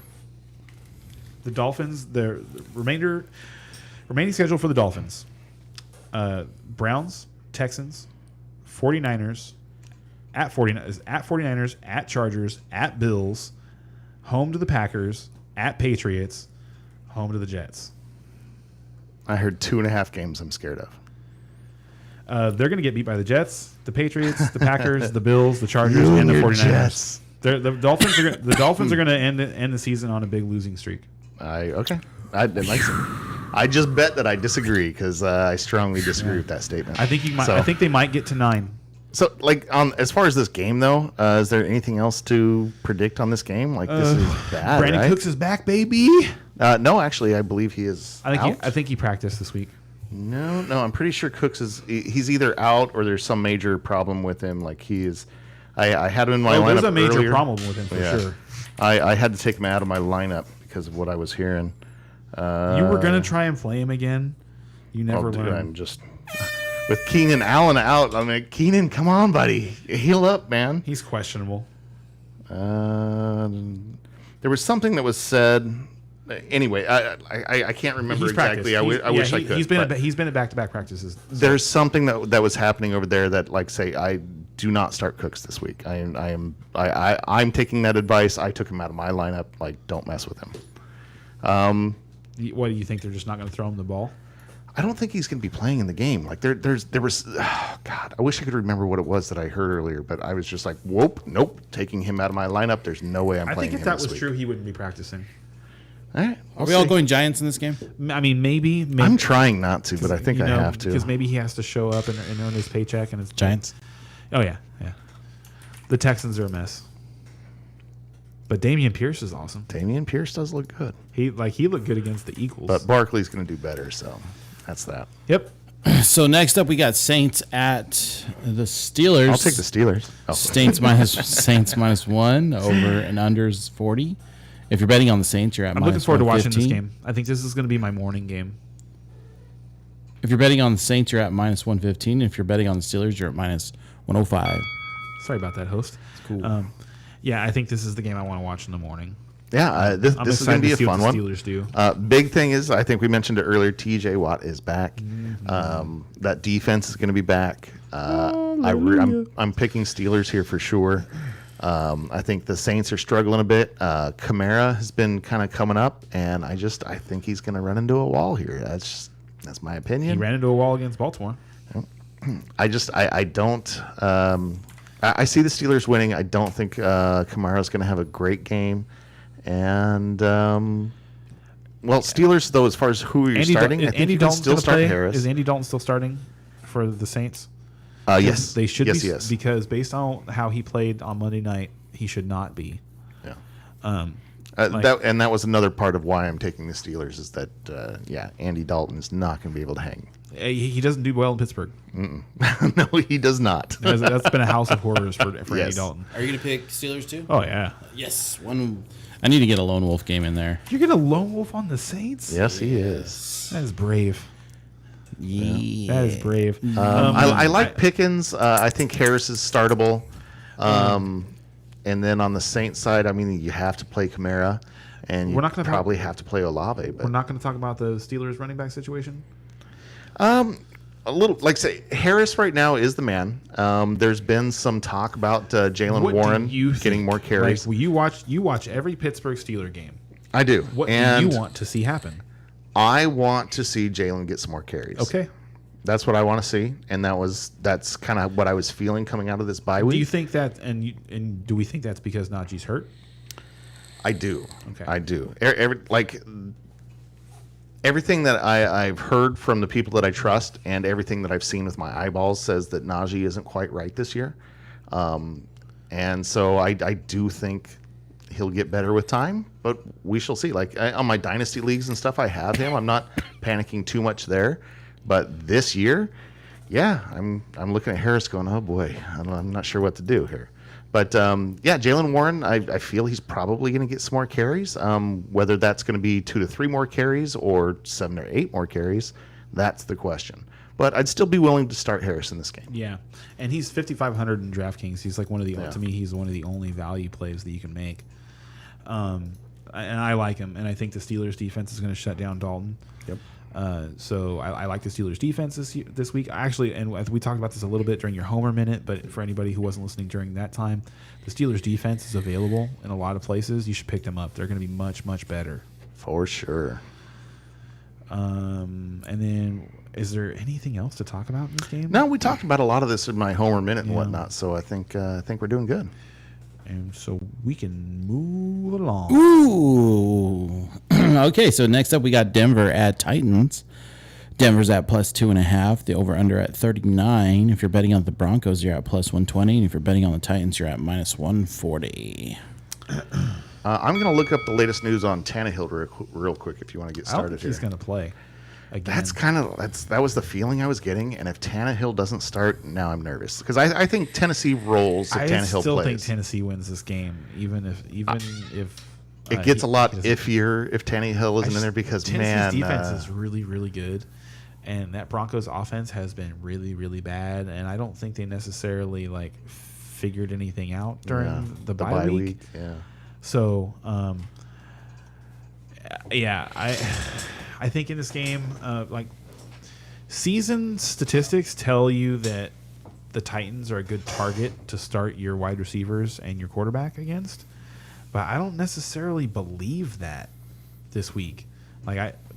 Based on what I saw against Kansas City, and another thought that I have, a little side note, is that we all expected, and so did Vegas, Kansas City to win that game against Tennessee by 10 plus points. We all expected that. And Tennessee was able to just play right with them all night long. They played them so tight defensively, and people were like, well, is Tennessee just holding on every play? They just think they're not going to call pass interference? Well, they're right. And, complaining and stuff like that. But I think it's more than that. I think that, just like in any other combat sport, styles make fights. Yep. And that's just kind of like what happened there. So Sorry, before you get too much further, Tannehill, from what I'm reading here, is it looks like he's likely to play. cool. So he probably is going to play. He is going to be limited. He got in a full practice on Thursday and 2 limited practices, and they feel he's probably going to play. So that's kind of where he's at, which makes me feel a lot better about picking Tennessee. Yeah, and Because there's just what there's- was that kid's name? The came in Malik for Tannehill. Willis? Oh my God, he's horrible. I didn't think he's horrible. He I was think- so bad. honestly. I didn't think he was necessarily horrible. I based on his comments after the game. What did he say? So they asked him what he was thinking on some of the scrambling plays and stuff like What that. were you thinking? And he was like, I was thinking somebody better get open because I can't keep doing this. And and so He's not wrong. I think that they lack playmakers. Yeah. And their offense isn't necessarily creative. They're, No, it's just So he was just. I didn't think Tough to deal with. I don't think he's in a very good situation for a rookie quarterback. I would agree with that. He's asked to do a whole lot, and I thought he played a great game. That's an exaggeration. I thought he had some really good. I thought he had. I mean, for what he was asked to do, I thought he played an excellent game. I thought he didn't throw the game away. They should have won that game. I mean, Derrick Henry had 17 Yeah. carries. You want to blame somebody for them losing the game. Blame whoever's fault it was. He didn't get another 12 to 15 carries. Honestly, that means they didn't get that many offensive snaps. in No, they general, did. but They just they kind of threw the ball in some weird spots. They I don't would remember him having that many they would attempts. who Willis. Yeah. He didn't have a ton. It was but those things go hand in hand. When you don't have when you take a bunch of sacks and you don't you're not successful in the few attempts that you do have, you just don't end up with a lot of attempts. But what they kept doing was they kept getting stuck on 2nd and 8, 2nd and 7, and then they'd try and throw the ball. Sorry, he was 5 of 16. Yeah, I for knew 80. what it was. Yeah. Eesh. So anyway, I'm not saying like he's someone you want to go out and look for. I'm just saying like from when I watched the game, it seemed like they asked him to not do very much. They didn't ask him to go out there and make a whole bunch of plays, and like, anyway, I mean, in this game, you're smashing Derrick Henry. Is there anybody else that you even want to play in this game? I mean, there's a couple of people that you Greg could. Dulcich, bro. All right, yeah, you can play Dulcich. Yeah. To me, he's one of those replaceable tight ends right I'm now. shopping, He's getting dude, better. I'm But shopping Mark Andrews in every league that I have Mark Andrews in because I was able to pick up Dulcich. just you think you can play Dulcich and get a haul for Yep. Andrews? Yes. Yeah, I don't know if I'd had that kind of confidence, but hey, So who you guys picking? It doesn't sound like there's really much confidence on either side of the ball. I'm going Titans. So. well, now that Tannehill's playing, I like Titans a I'm going lot. to pick the Titans at home. Okay. Yeah. Yeah, if it was Malik Willis again, I'd be kind of iffy on that. We have no confidence in the Broncos. Yeah, some Broncos. All right, so next up we got Colts at the Raiders. Oh, the Raiders. Colts are at plus 4.5. The over/under is at 41. The Raiders disappoint. If you're me betting on the so Colts, bad. you're at plus 175, and you're betting on the Raiders, you're at minus 205. And before we dive into this game, we do have a question. So let's go ahead and they snuck it in right there. Kittle or Everett this week? Ooh, Kittle. Let's see. That's my automatic response, but let me look at matchups real quick. Kittle, Everett. Wow. Yeah, and the reason why you're thinking about Everett is because the Cardinals are just so bad. Gerald Everett. He's the Chargers tight end. Oh, God. Wrong LA team. Sorry. Stupid LA teams. Yeah, they're playing the same game. Geez, duh. It's Everett There it versus is. Kittle. Like, Oh, yeah. Kittle for I mean, sure.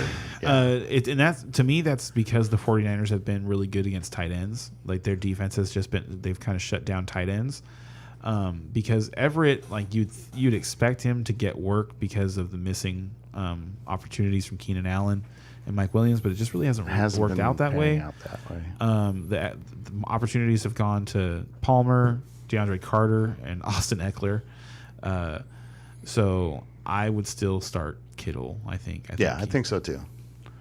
And And honestly, with there's so many weapons going on in San Francisco, like Kittle might just be the guy out there going, nobody's going to guard me? Okay. yes, You know? exactly, Like- exactly. That San Who do Francisco you offense, guard? exactly. God, San They're Francisco looks so good. They Yeah. look great, man. Yeah, they do. So we good on that? Yep. I think Back so. to the game. Colts at the Raiders. Go, guys. Jeff Saturday. That cracks me up so much. I love it. I do. I'm curious. I want to see what he does. I mean, obviously he's going to run the ball. Yeah, that's what I'm saying. Yeah. If Fire you up have- Jonathan Taylor again. Yeah, if Jonathan Taylor ever gets back in the lineup, he is going to get a lot If you of remember work. That's for anything sure. about Jeff Saturday, you remember him yelling at Peyton Manning for not running the football Yeah. when they got inside the 10-yard line on Monday night when that Peyton Manning was mic'd up. I that just one saw a time. clip of that this week. It's so it was good. fun. Yeah. So I think that Jonathan Taylor is gonna get some. I think he's gonna. I think Jonathan Taylor's gonna go wild in this game. In this game, like, do we even know if he's playing in this game? I think he's very questionable for this No, I game. don't think he's very questionable. Oh, let me look.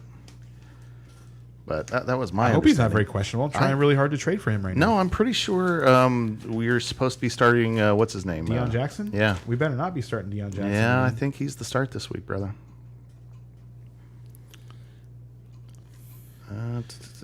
As they're looking up the research, I just want to thank everybody for joining us today. Taylor's health looks great. There you go. The report on Jonathan Taylor on Yahoo is Taylor's health looks great. This morning that was not there. He's not listed on the injury report this. Yeah, this week. I'm seeing the same thing. Jonathan Taylor gonna go hamburglar this weekend is my prediction.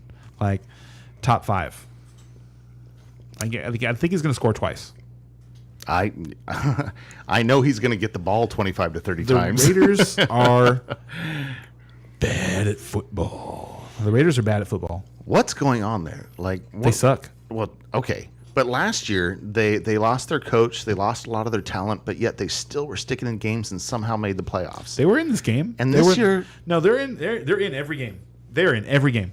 So what's going on? Is the it- Raiders is could it coaching? The Raiders Is it- could be 6-2.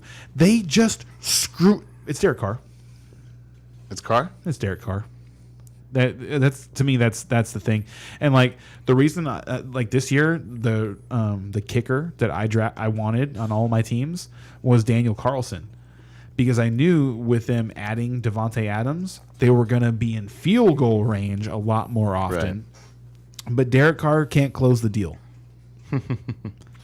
He's just like he's just not a 300-yard, four touchdown pass guy. He's just not. Yeah, and with him losing 2 of his major weapons now, it's not going to help. No, it is not going to help. No, I don't think they're going to be better. Adams had, I do think 45% of the targets they're last week? at home, so I still want to pick the Raiders to win this game, but I don't feel good about it. I do think the Colts are going to get a shot in the arm by getting Jeff Saturday in the room. Also interesting, Reggie Wayne is an assistant coach for the team. He's the wide receiver coach for the team. So and they're teammates from back in the day. Yeah. So I find that super interesting. Is anybody picking the Raiders? I thought we were kind of all probably going to pick the Raiders. I can't decide. It's so hard. This is so bad. Hard. 2 really bad teams, both going in the wrong direction, playing each other. I'm just like, I'm going to pick. Before we have to pick fantasy wise, you're going with Adams. Adams only. Well, no, Adams and the running back Josh Jacobs. Jacobs there on the Raiders side. Yeah, Mac Hollins is interesting. I'd like to stash him. Yeah, I wouldn't like in region. I think he's a good dart throw in DFS. I don't want to play him this weekend in redraft leagues, but I'd like to pick him up if I need a wide receiver. Like if I'm looking for a wide receiver, I'm struggling at that position. Because Waller and Renfro on the IR next 4 weeks, so yeah, he should be good. Oh, we have to pick somebody. I'm gonna go with the Colts. I'm gonna go with you. Oh, you really? Colts? Okay. We all went Colts. Yeah, I wasn't going with the Oh Raiders. God, I feel so much better now. Like, I wasn't gonna go with the Raiders. I really want to pick up an L on that game. You know what I mean? I just want to be wrong on that one. I don't feel strongly about picking either team. I just want to be wrong. That's a hard one. Yeah. Yeah. Okay. Cool. So next game, I'm pretty excited. Yeah, about. the game of the week. Cowboys at the Packers. If you're betting on the Cowboys are -4, under at 44. If you're betting on the Cowboys, you're at -200, and if you're betting on the Packers, +170.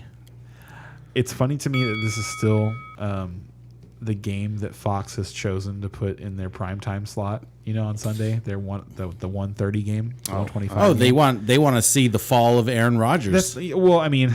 I guess after this he goes 3-7. Aaron Rodgers has been a darling on Fox, and for a Dallas decade. Nation is going crazy. How many Come Aikman on. and Buck games were did they call on Aaron Rodgers? So, or I should say, how many times has Aaron Rodgers had his game called by Aikman and Buck over the last 12 years or so? So, but he's 3-6, and there's better games on the slate. Like, well, I guess not really. No, and like I say, Dallas is a big name. Green Bay is a big name. Actually, I mean, and it could be a really good game. I don't think it's going to be. What really I hope it's is not. I exciting don't about think it this will be. is Cowboys are likely to beat the Packers and putting them at 3-7, and then they got to go to. Thank you. Then they got to play Titans, where Derrick Henry is going to just shove the ball down their throat. You hope that there's no snow on the ground during that game. And there it'll will be be. 3-8 for the Packers going in, and it's like something that never been seen before with Aaron Rodgers' career. And it's just kind of like one of those things. It's like, dude, you were that guy that one season was great, and then age caught up to you. You're Manning. the age caught up to you Peyton guy. Manning. Peyton Manning. When I'm watching, see now, here's the thing. When Peyton Manning had that year, I'm watching him, and it's like, oh my God, where'd his arm go? Like his arm is just gone. That is not the case with Aaron Rodgers. His arm is there.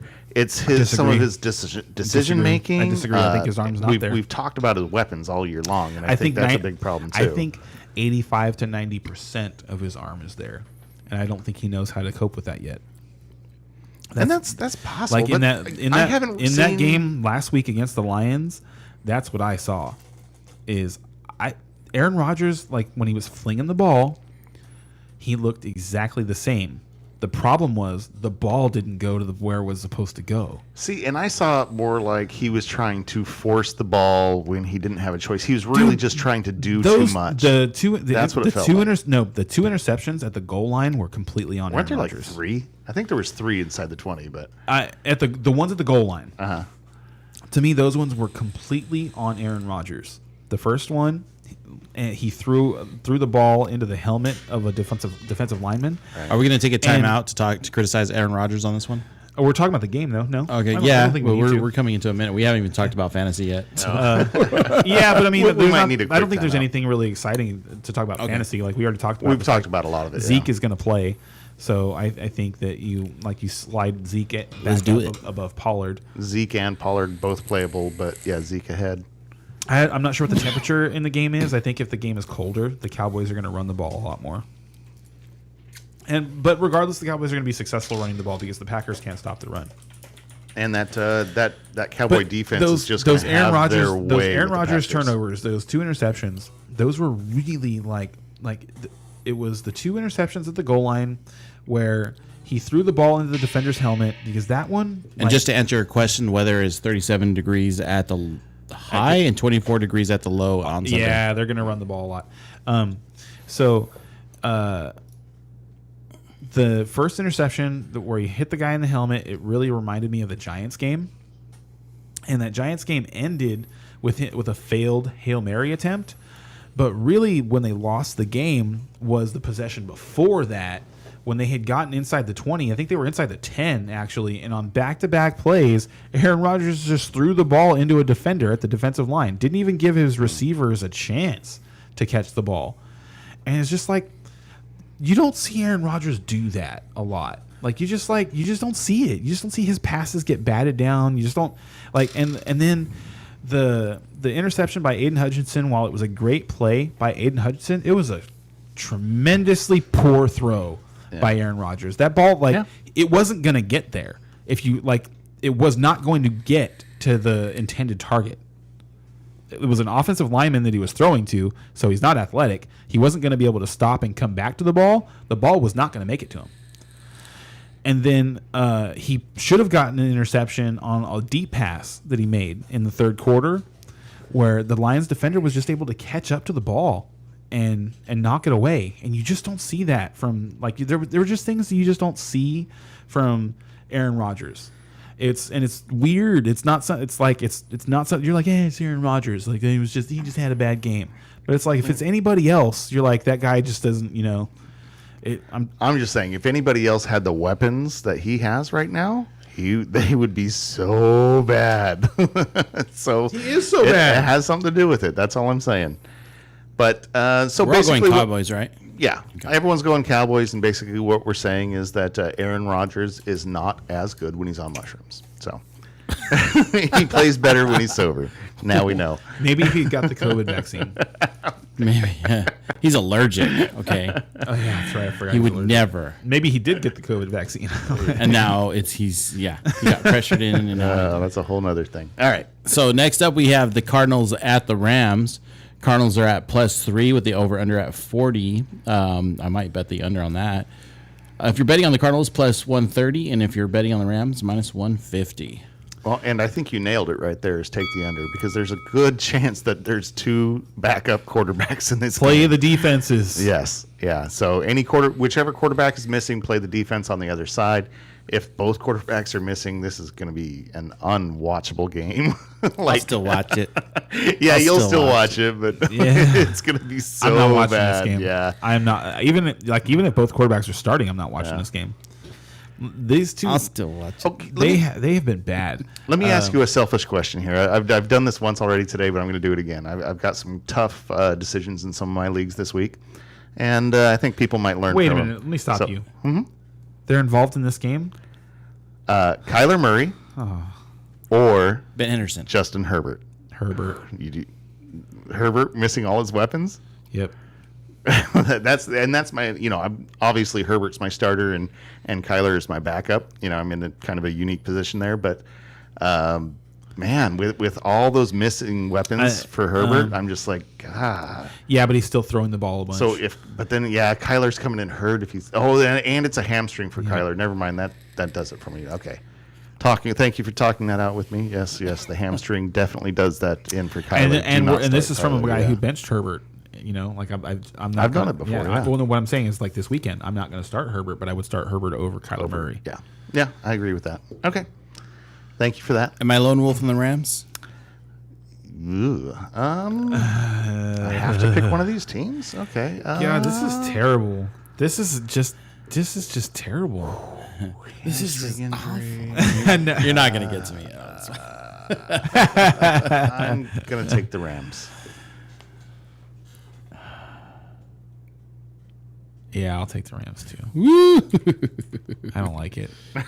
Right? Nobody's This feels exactly like the Colts Raiders situation where I just don't want to be wrong on one of these losers. So are we done with this game? Yeah. We are. Let's move on to a good game. Let's move on give us a to good a one. different game. No, this is a great game. I think the Sunday night game is actually going to be a great game. I do. So next up, we have Chargers at the 49ers. Chargers +7. Wow. I didn't realize they were that much of an underdog. Over-under is at 45 if you're betting at the Chargers, +245. And if you're betting on the Niners, -295. This is one of those games that I would take the Chargers in the spread. Go.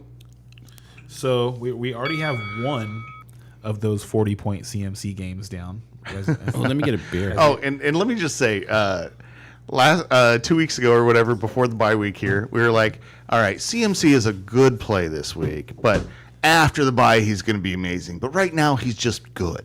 And he came out and was 40 amazing. Yeah.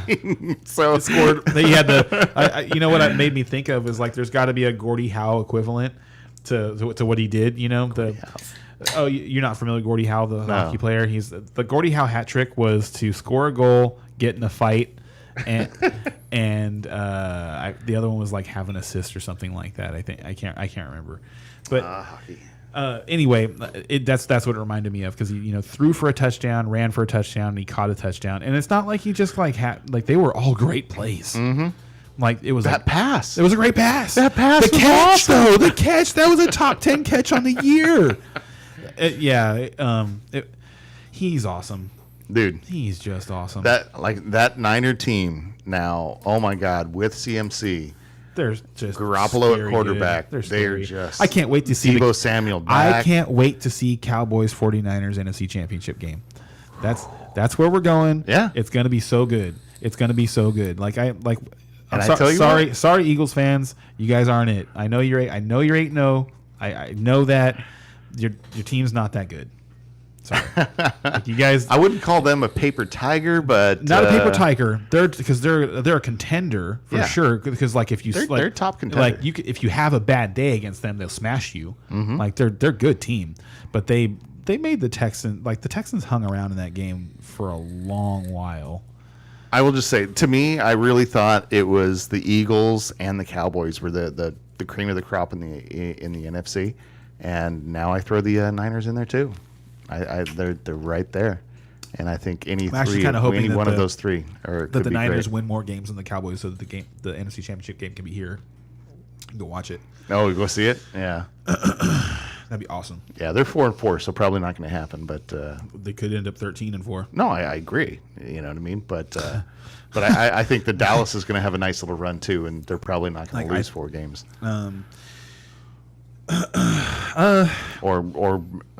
Actually, 4 games would probably be what I'd put their line at. Yeah, it could be equal. Yeah. That's a good one, actually. Who? That's a good one right there. I'm not taking that one. I'm not betting against my boys. No. But okay, so it's about this game, Niners absolutely love CMC. Debo's going to be great. Debo's back. Yes. Ayuk is the only question mark. I mean, you're starting Kittle. He just seems to have a thing with Jimmy. Like they've got, Ayuk does? they must be like doing the Cooper Kupp, Matthew Stafford thing where they're going out and get breakfast together or something. At this point, I think Ayuk might be the odd man out because now he's the 4th target in the offense. But he hasn't been yet, and So, he was still a startable asset. And he catch the touchdown. Debo was out. I know. So I'm just saying. I'm he's just number saying. 4 now. I'm just saying. He's number 4. So anyway, Ayuk is a questionable I start. could The rest of them absolutely are see him fantastic. just only getting 1 reception, 1 touchdown that game. That's true too. I could absolutely see that, like as something. San Diego side, San Diego is missing their weapons. Yeah. So that's the big thing here. Josh Palmer is their number 1 wide receiver, which is a problem. But like you were saying, the cornerback for 49ers are are out. really That's- decimated in the secondary. That's a plus so to Palmer. I still think that the Chargers are going to be able to score in this game. I think it's going to be a fun game. Eckler's going to get the ball a lot. Yes, Eckler, Yeah. special player. And Honestly, I think the Niners ball out here. Eckler versus CMC. That's awesome. Who Yeah. scores? Who scores more points? CMC. I love CMC. Like, dude, I'm all over the Niners right now. Let's have another bet. Really? Yeah. All right, dude. I'll take it. I'll take Eckler. All right, done. Does anybody want to? Are we all taking the Niners in this game first? I'm taking the Niners. Yes. Now, I got a little bit of a bonus question on this one. Do we think the Niners are going to cover the spread? No, I do. I don't. You think they are? Yep. No, I think this is a final possession game. This is the last team with the ball type game. I don't think the 49ers are really going to be able to stop the Chargers, and I don't think the Chargers are going to stop the 49ers at all. This is, your I also do not think it's they will a be covering the spread. 34-30, 34-31 game, something like that. Robbie Gould's going to win it. And picked him up honestly, in my feel, kicker. I feel like this is going to be more like a 31-17 game. I don't think that. Whoa. Yeah. I just don't like I said the 49ers are hurt enough to me right now that they the Chargers are On gonna defense, you're talking? Yeah, I think the Chargers are going to be able to score on them. So before we move on to the Washington Commanders at the Eagles, we do have a question Excellent. from YouTube. I got Kelsey and Schultz. A couple of my teammates still need a tight end and are sending me offers. What value would you trade Schultz for? Ooh, trading Schultz away. Trading Schultz away. What are you trying to get for a Schultz? I think if you're trading Dalton Schultz away, you don't need to keep him because Travis Kelce's passed his bye. I would be trying to get a running back that you think might pop. Rashad White is my favorite. Is the first thing that comes to mind. Well, that's my first thought. Is what kind of running back do you think? A backup get? one. Yeah. You're gonna like Rashad White, a Khalil Herbert,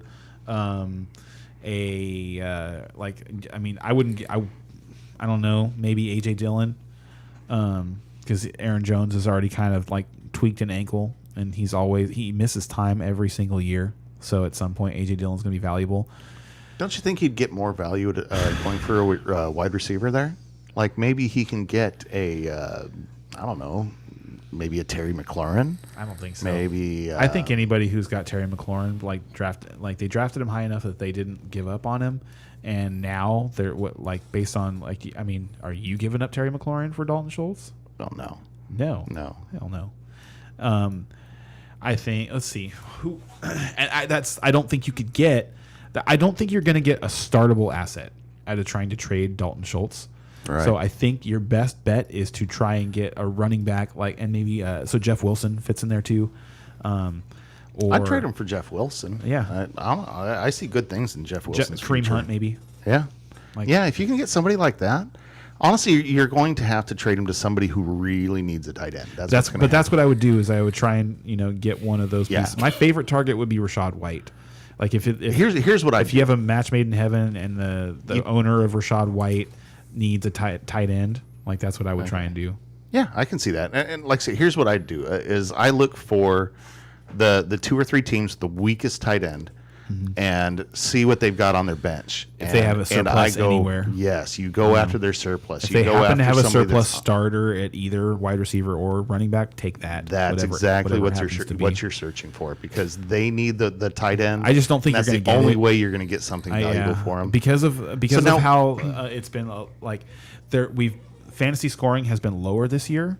So I think it's just less likely that you're going to find that scenario because there's been just look at the rosters even in our league and even the better teams our number one team the guy's 8-1 and his wide receivers are Kirk and Lockett. Yeah, suspect. So, yeah, so and that's everywhere. Right. So I don't. So, I think that's difficult. So to let's ask. look at the other end of this. Would you be willing to are you strong enough with Schultz? Are you confident enough in Schultz that No. you'd keep Schultz Nope. and trade Kelsey away? Because you can get a haul for Kelsey. Yeah, you can. I wouldn't do it. Okay. Would not do that. I would And- not leave myself with Dalton Schultz as my starting tight end. I agree with that. And I think that needed to be said. So, And so there you go, man. I think that kind of tells you where we're at, and hopefully that helps you. Yeah. Was that the only question? Yes. All right. So moving on to Monday night. I'm sorry, that's my own laugh. You guys will never know what happened. All right, so next up, Commanders at the Eagles. Washington Commanders plus 11.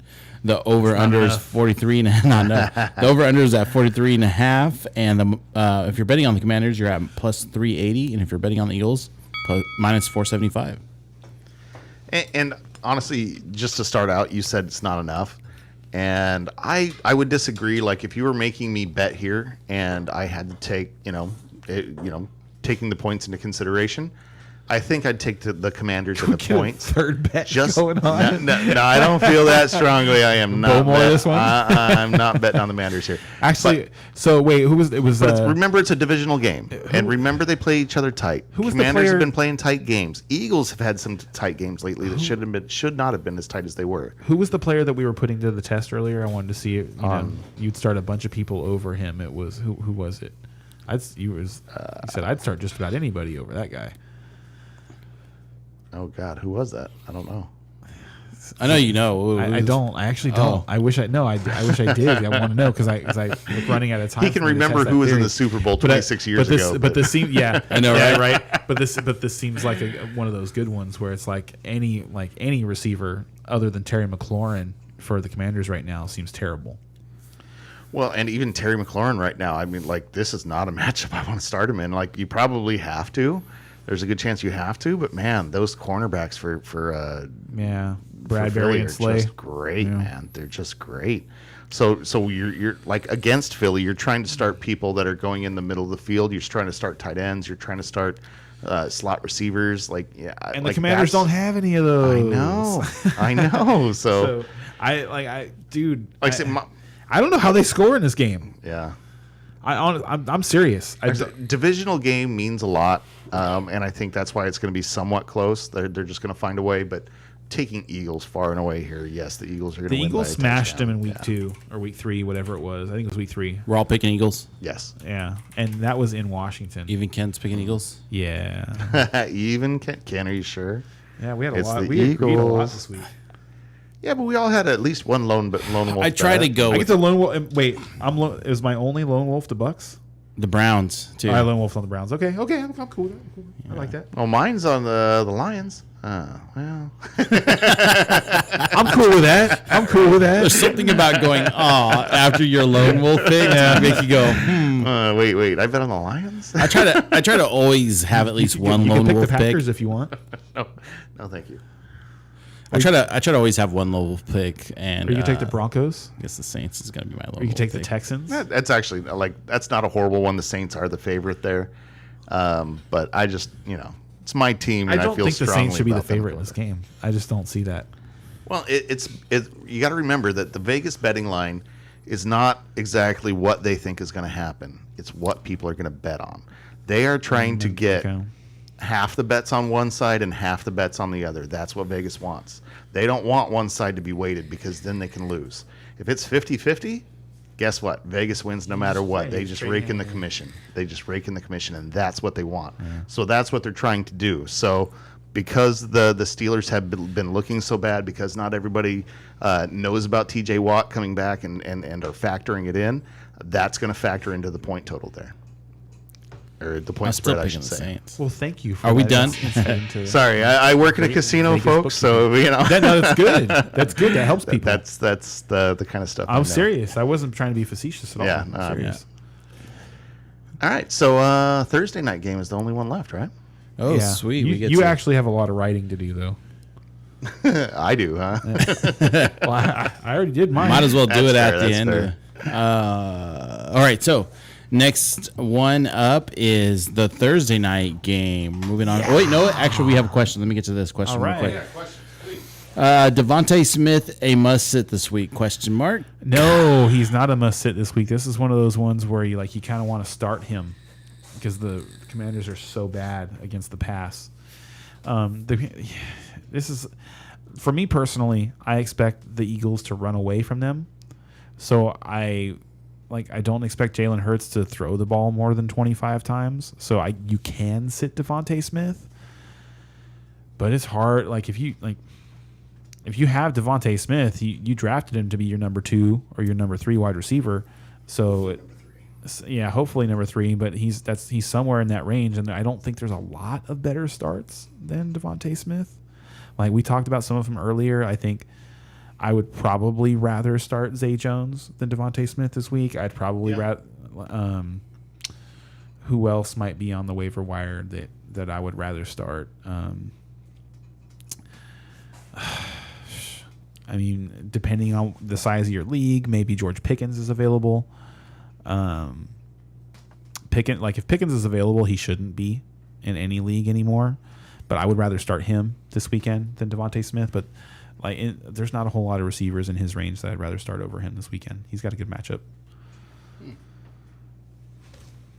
Okay, moving on to the Thursday night game. Thursday night, Titans at the Packers. Titans are at +1. Over under at 41. If you're betting on the Titans, -105. Go Titans, go. And if you're betting on the Packers, -115. Go. So I have mentioned this a couple times already tonight, but the Packers suck at rush defense. They suck. They give up the highest conversion rate to running backs with carries inside the 5, turning them into touchdowns. And they give up almost 1.5 yards per carry before contact. You give Derrick Henry 1.5 yards per carry before contact, he's going to get 10 per carry. Nice. I want to see the Packers just Get go creamed. down, just Isn't it nice? not a sinking ship. I like it. A burning Zeppelin. I didn't realize I was going to enjoy. I didn't realize I was going to enjoy it so much, but I really am enjoying this misery season for Aaron Rodgers. Which is hilarious. After the first 5 weeks, you were just like, dude, stashing Aaron Rodgers. You guys got to get him. Because it's just let's. Dude, I don't blame you for it. I understand. I just think it's hilarious. I wonder how long it took people to buy into the fact that Peyton Manning was done in 2015. Right. I wonder. I think it was more obvious. I remember it being a little more obvious Wow. because I remember when Brock Osweiler came in and had I think he had a good game against the Patriots or something like that on Sunday Night Football. I just remember this 40-yard touchdown pass that was just right. I was like, Peyton Manning can't do that. And we're like, should they be starting? Yeah, exactly. Yeah. And the answer is no, because Peyton Manning with no right arm was still better than Brock Osweiler. Decision making alone, yeah. Yeah. But I remember it being a little more obvious. But I wonder if people were because Peyton Manning was so good that I imagine that it probably took some people a lot longer than it should have to drop him that year in fantasy football. And I think that's what we have. I do think that's what we have going on with Aaron Rodgers. I think because there's still Aaron Rodgers. There's the ESPN guy, Daniel Dopp, is a huge Lions fan. So he's been beating his drum for 3 weeks now about telling people to drop Aaron Rodgers. And he's got all these great statistics. And my favorite one was there have been 35 quarterbacks to score 17 PPR points in 4-point per passing touchdown leagues this year. Aaron Rodgers is not one of them. and got to point out, there's only 32 teams. There are only 32 teams in the NFL, and a 17-point performance is average at best. That is, and so in 4-point per passing touchdowns, that is 150 yards and 3 touchdowns. Yeah. Okay, so that's not a day. It's 225 yards and 2 touchdowns. Yeah, that's a better line. He hasn't been able to do that. He hasn't thrown for 300 yards this year. And like some of it is on the fact that he doesn't have Devontae Adams anymore, but it's like, Come on, just say he doesn't have any weapons. Just say it for I me. can't say that. Just He's say got it Aaron for me Jones. one time. He's got Aaron Jones. And actually and honestly, Lazard made some plays. Lazard looks good. Like Lazard looks good as a number 3 wide receiver. number 2. For him to be a number He's 1, Number 2. He's not a number 1, but he's a number 2 at least. He'd Like be- Lazard is every bit as, to me. I'd rather have Lazard than Gabe Davis as my number 2. well, those are different receivers. I think. Not that much. They're not Like- that. They're not that much different. I would rather. I would like. I think if you put Alan Lazard on, I haven't watched enough of him to feel confident, but my take of Greg Davis is that he's this big play guy that's just kind of a hit or miss guy. He's a big body guy. He doesn't And- like. He's not necessarily a route technician. Right. Alan Lazard's a better route runner. Exactly. But they're the same size. Alan Lazard is also 6'3", 225, and that's the thing about Gabe Davis is he's big. Yeah. He's a big target and he's fast. Fast is the big thing. And Lazard's fast too. Lazard gets behind the defense a lot. He's kind of like a gazelle runner. Like he's not agile. And like he doesn't have quickness, but he's fast. Like in terms of straight line speed, he's an impressive player. I like Lazard. So I don't like the narrative that he has no weapons. I don't like that at all. Like from what I've seen from Aaron Rodgers, he's just like I was going to say I've been repeating it all he's year. just stinking it up, okay? And from what I saw last week, he also might just not have the sauce anymore. Like that's what I saw. Like I just saw Aaron Rodgers trying to be I think himself. you're basing a lot off of some bad decisions that he made last week, and They're and not. he, and it's he not did. bad decisions, dude. But That's he not also it. made some That's really not good. it. He really made some good plays in that game. He really did. Like With his legs. There were some there were- times that he was looking good. That I was like, oh my god, look at this drive going, and then he screwed up the drive at the But end. he didn't do anything special. They had a couple of chunk plays here, and the thing is But it when was better. when it was his turn to make a play. He didn't. Over and over and over again, he didn't. And what I saw was, like, I'm serious when I say this, like, I really think that he might be operating at less of his physical self than he even realizes right now. Because it didn't necessarily look like he was a diminished player. The results just weren't what you were Right. used to, and I don't mean statistically. No, I'm just talking about on the field.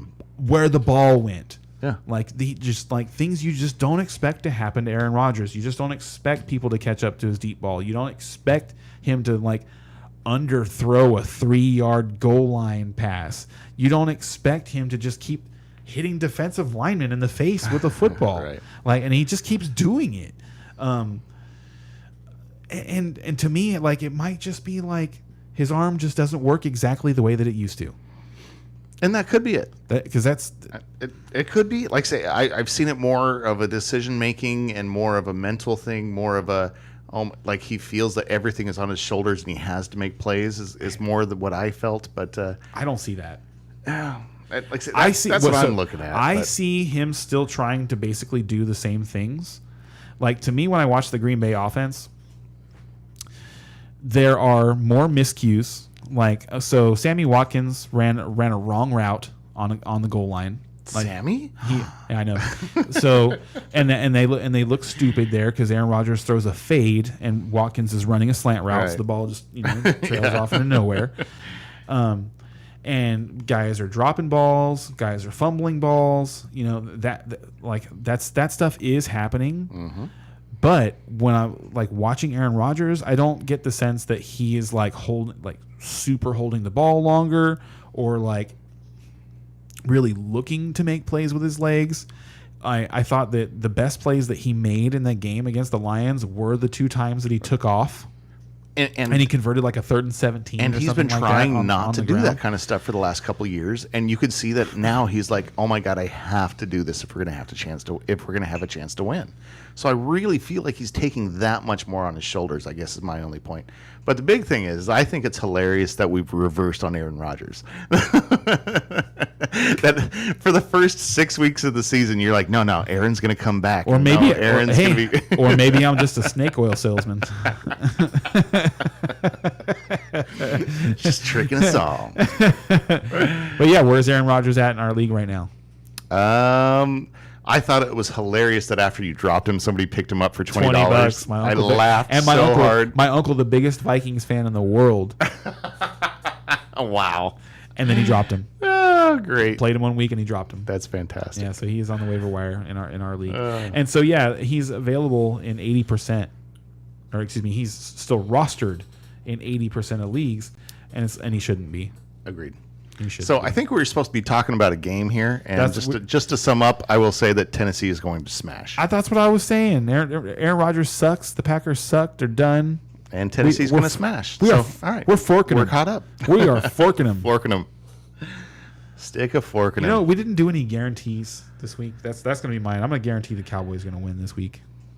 Oh God, no, I'm pretty sure that the Niner Charger game is less than 7 points. So I am going to guarantee the Niners. No, come on. I thought it was like 4.5. It's 7. Is it really? Yeah. I thought That's why that Ray was asked us the going- question if we thought the Oh yeah. 49ers were going to cover. Honestly, yeah, that's so- the one that I feel real strong about this week. I don't know if Tremana. I don't know if I feel super strong about anything else this week. This tequila is so good. I guess if I'm going to lock something, actually I can do the Dolphin game. Oh, awesome. You're going to Yeah. lock against my lone wolf? Yeah. Yeah. It's either that or the Steelers. It's You kind feel of a that toss-up strong? between the two. See, the Steelers are another one that I like. I think that's a sleeper lock. Yeah. That is a game I feel strongly about. The Steelers are going to smash them. So, yeah, I like that one too. Yeah, those would be my two choices. So, all right, are we moving on to our DraftKings lineups? Hell yeah. Is Who's it that taking a time of the shot? night? It ain't me. Oh, that's right. Who was our It loser ain't this week? me. Ooh, Ray got it this week. Yeah, man, I lost at 152. Man, Yeah. we all had a really That's true. great week last week. That is true. 152 and In third fucking place. lose, dude. That's rough stuff. I was like, yeah, that's like 152. that's like footballer status, dude. That's really good. Like because look, me and at once it was 168, 160, and 152. Yeah, so Yeah, I was looking at my 160 or whatever. Yeah, 160.2 going, ha, I must have this week. And then I text you guys. I'm like, well, crap. My average has been 129. Ken, your average has been 132, and Brian, your average has been 138. that's not bad. And yet it's 3 wins to 3 wins to 3 wins. We've all won 3 times on that, which is kind of funny. All right, But only one of us has not gone longer than 4 weeks without a win, or 3.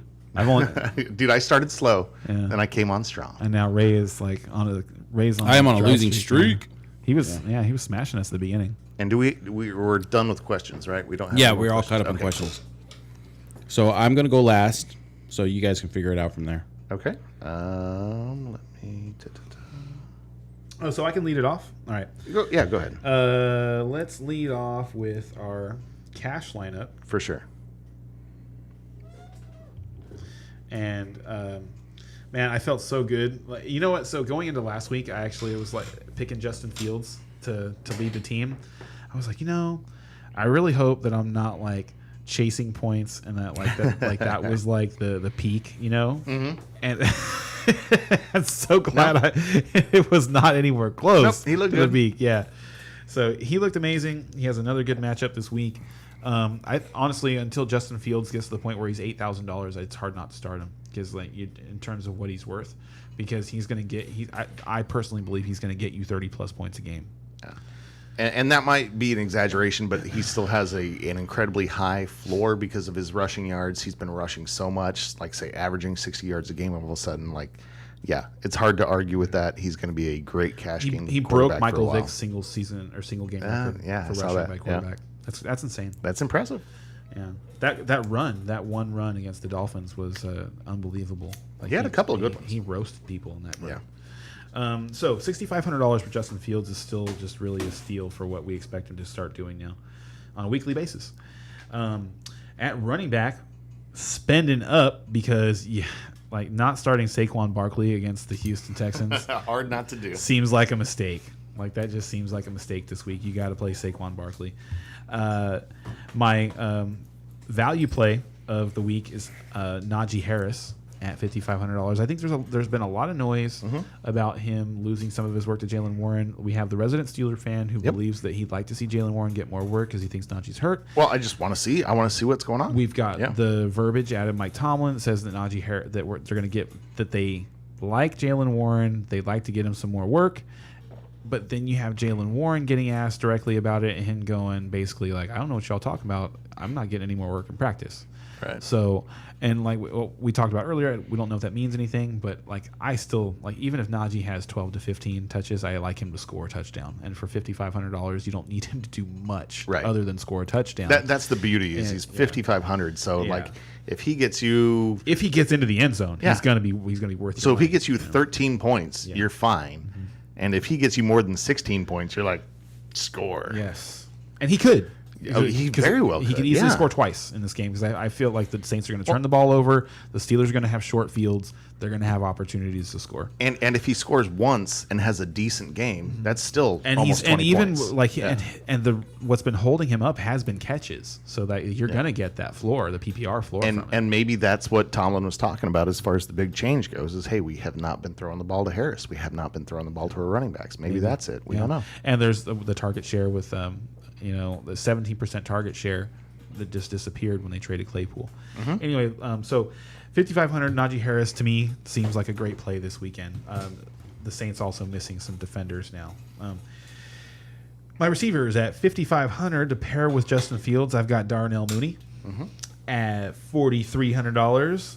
And awesome savings this weekend. I've got Donovan Peoples-Jones at $6,900 to stack against my my Bears game here. I've got Amon St. Brown because I think he's going to just have a monster game. I think he's been playing well, and just that things haven't really clicked the right way for the Lions the last couple weeks. I think he's going to have a breakout game. I think that's just coming. Like he's going to be in my lineup until it happens.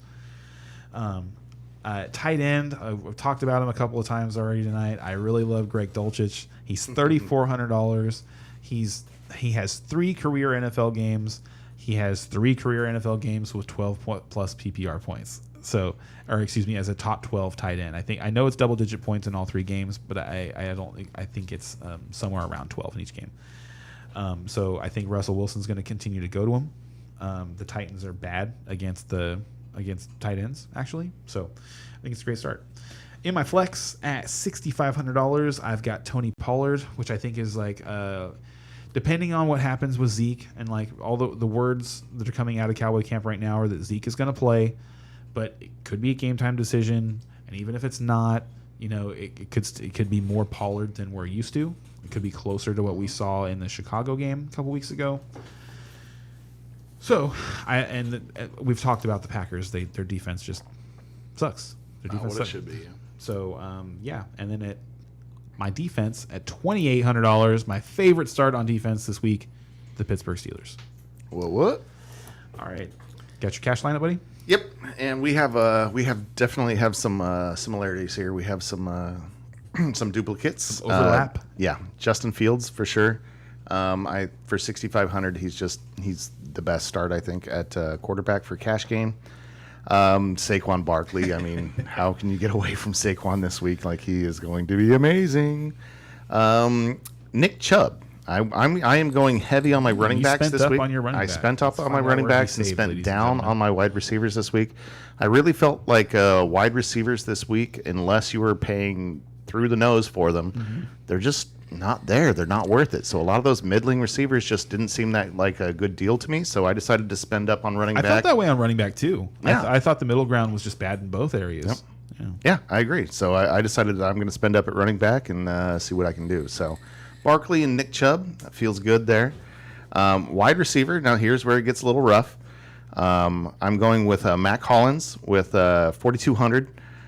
His matchup isn't fantastic, but at 4,200, I really feel like he's going to get you 10 to 15 points. Honestly, I think, like I said, I think Jonathan Taylor is going to go ham in this game, and if that is the case, then the Raiders are going to have to throw. Yeah, and they, the Indy is good against the wide receivers. That's a big thing. But they're going to be focused on the other Devontae. side, yes, exactly. So I think Hollins could have a sneaky good game there. And even if he doesn't, he's definitely going to get 10 points. I can't see him not. Darnell Mooney on the other side. We both did that running with Justin Fields there. Mooney at 5,500 is just too cheap with Fields getting better, so I think he's worthwhile. And then I went with Pickens at wide receiver because got to save some money. And How much was he? 5,000. Yeah, it's good. So at 5,000, he's just he's one that you think is almost the exact same thing you said about Matt Collins. Is that you think he's going to get at least 10 and probably going to get more like 15 and could go off for 20. So. Yeah, I think if Pickens scores, he's a 20-point play. Yeah. At tight end, I went with Evan Ingram. Like I say, last week he got hurt. He had some back spasms, some back problems. Looks like he's going to be fully recovered from that, good to go. And he's got a good matchup in which Jacksonville is going to need to score some points. So I think Ingram is a good play there. At my flex, I went with Jamal Williams. Jamal, and you said St. Brown was 5,900? Because it's funny, you said at my flex at 5,900. Oh, no, Tony Pollard was 65. Oh, no, you said somebody was 59. How much is St. Brown? 69. Oh, okay, never mind. I misheard. So, but anyway, 5,900 Jamal Williams. I just like he's going to get the ball. Swift isn't quite back yet. I think Jamal's on a how many game streak with a touchdown? I don't think he scored last week. I don't think he scored last week. Oh no! I was hearing earlier he's got he's on a 5 or 6 game I don't streak. believe he scored last week, and he had 24 carries, so it was an anomaly last week. All right, well we'll check that. But anyway, Jamal Williams seems to be a good play this week. If Swift comes in and really takes all his carries, then that sucks. But I just don't see that happening. And then the Steelers are definitely my play this week at defense. Like it, nice. All right, so I'm not really feeling too confident about my lineup, but here we go. That means he's going to score 200 points. Yeah. Probably. Yeah. Justin Fields is my quarterback. Kareem Hunt from Cleveland. Montgomery in Chicago. I wanted to pair He's gonna somebody get us up. with Kareem Hunt. Very well could.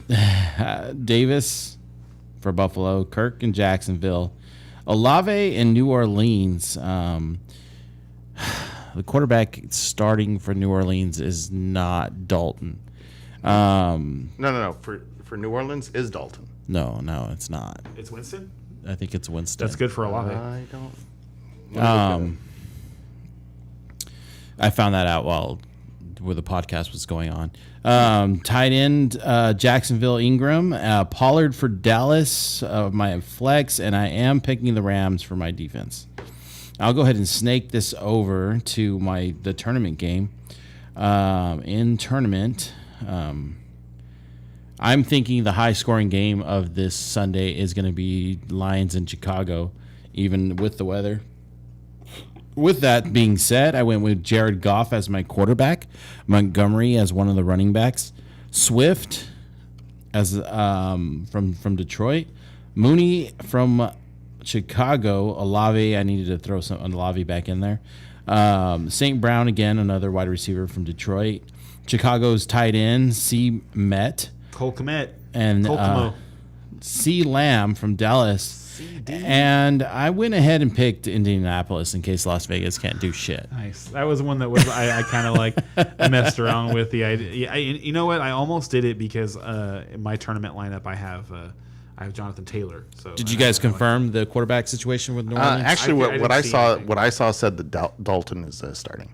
Just now when you were looking. Yeah, I Did was you just guys- looking. That was the DraftKings. According to DraftKings, Dalton is the starter. I looked Okay. on But Yahoo. I got to look up There some more. wasn't Yeah. anything. There was no clarity on Yahoo. I'll while you guys are snaking, I will look that up to confirm. Tournament lineup. All right, I got mine up right here. Let me go ahead. All right, tournament lineup. I am banking on the Kansas City-Jacksonville game. I am stacking that one pretty hard. I am going with Patrick Mahomes, stacking him with Juju Smith-Schuster. And then on the Jacksonville side, I'm going with ETN and Ingram. So that's 4 of my players coming from that game. I feel pretty good about it. I think that's going to be a high-scoring game.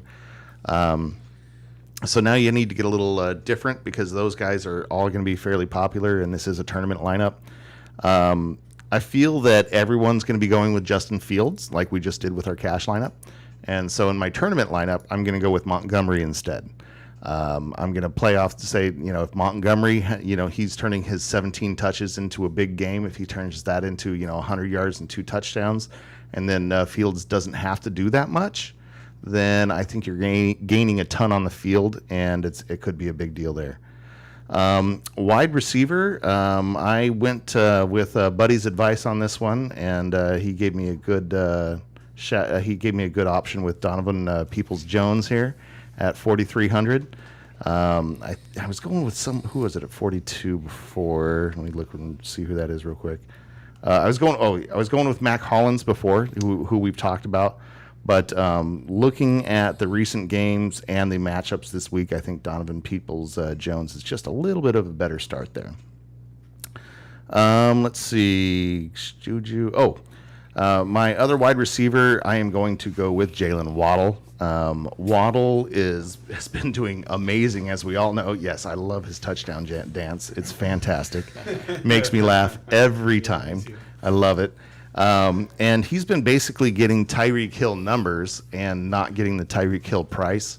So I love Waddle in this spot, and Miami should score this weekend. They're going to score. Yeah. And then Ingram, that's who I have as my tight end. In my flex, I'm going with George Pickens.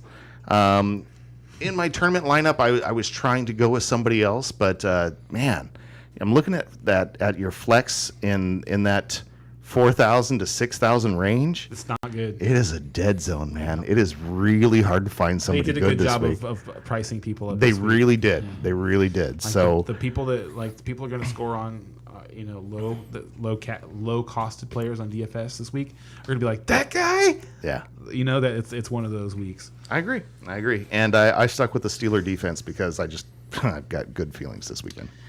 All right. I also really like that game, the Chiefs and Jags game, Yep. and that's where I'm stacking. And it's interesting though because mine's different. My stack is different. I love it. I'm going to go with Trevor Lawrence at $5,400. Thought about that. I got Najee Harris into this lineup as well. To me, he was just like we just talked about how there's a dead zone from $4,000 to $6,000 in flexi players, and to me, he was just the best one. And let me just throw in real quick. I'm going to be building some tournament stacks tomorrow and Sunday morning, and the more we've talked about it and stuff, I'm definitely going to make sure that Najee Harris is in some of those lineups. At 5,500, he's just a bargain. Yeah, I think so. My other running back is $7,500. I think Jonathan Taylor. Like we talked about, Jeff Saturday is back. He likes to run the football. Jonathan Taylor has 130 touches this year and 1 touchdown. No. I really thought that Jonathan Taylor was more hurt than he was this week and probably not going to play. So if he is playing at full strength, my God, he's going to be a great play. There's no injury designation. I think I'm going to up my offer on getting him. He's going to be great this week. I don't think just the rest of the week. I think that Jonathan Taylor is one of those dudes that yes, he's he's going to come back mad. Oh, and he's going to get the ball 25 times a game. People these players, the younger generation of players, they hear everything. They hear all the chatter and stuff like that. And I'm sure he's been hearing plenty of talk about how he was the number. I'm sure he knew he was the number 1 overall pick in fantasy this year, and I'm sure he knows now that if people were going to redraft, he'd be like a round 3 pick or Right. something like that. And I think he's going to come back and show people, no, you still draft me number 1 overall today. Yeah, if we were going to and draft for the rest of the season. The entire offense in Indy is going to focus on the run. It's all going to be about that offensive line. What can we do to make more space? That's the reason Jeff Saturday is coming in. I think it's going to be like Derrick Henry's status where they give him the ball 30 times. Yes, I think that's going to be the model for their offense. Moving on at wide receiver, I've got Tyreek Hill at $9,100 because just like Jonathan Taylor, Tyreek Hill actually also has positive touchdown regression coming his way. He's actually underperforming based on metrics. It is crazy. And I mean, when I say underperforming, I mean like all that means is like there's still meat on the bone. There's like a couple of plays that he probably should have scored on this year that he just didn't. Yeah, he's not doing so great because he's maxing out. He's doing so great because he's just doing okay and is in this amazing situation as this amazing player. So, and He can do better. I'm at the point now where I'm buying in to this being Tyreek's year. You know, he is the biggest regret I have in this fantasy season. I have him nowhere. I was completely out on him and Waddle because I thought the price was too high, and I just did not believe that Tua could give like one of these guys the season that they're having, let alone both. You know, so like I was wrong. Yeah, I they've was been wrong amazing. on Waddle and Hill. They've been awesome. At $5,900 pairing with Trevor Lawrence, I've got Christian Kirk.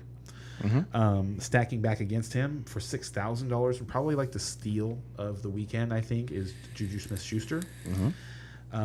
At tight end, to continue my stack in that game, I've got Evan Ingram at $3,300. oh, I thought you were going to tell me you fit Kelsey, and there's somehow I was like, Oh, what? that'd have been awesome, right? I thought I did. I was messing around with that, and like I had Kelsey in there, and I had Waddle instead of Hill, and I didn't have Jonathan Taylor. I had I can't remember who it was, but somebody around $6,000. Yeah, I was going to say be like Najee Harris. But that's what it would take because Yeah. Kelsey's like $7,800. In my flex, stacking to complete my secondary stack with Tyreek Hill, I've got Donovan Peoples-Jones, and then that Pittsburgh defense at $2,800. It's like they're anytime you get like a seemingly smash play on defense for under $3,000, it's really hard not to just do it. Agreed. All right. And I think that's it. We hit everything, That's it, right? yeah. We hit all the buttons. We're out of and questions. We're out of questions. So All right. Love it. anybody want to do our plugs before we end this? All right. I am Ken Bailey. You can find me on Facebook. You can find me on Instagram under Ken Against the Clock, and you can find me on Twitter. I think, depending on what Elon Musk is doing these days, at Mr. Goodbet. That's a whole nother different conversation. Anyway, and I'm Cloud Jester on all platforms, and you can find our podcast, I believe, in all platforms. Leave us a comment if we're not on your favorite podcast platform, and we'll see about getting on And that. please, will somebody write Brian a letter? Yeah. No email, please. Come on. All right, guys. We'll see you guys next week. Love you guys. Peace Crush out. it. See ya.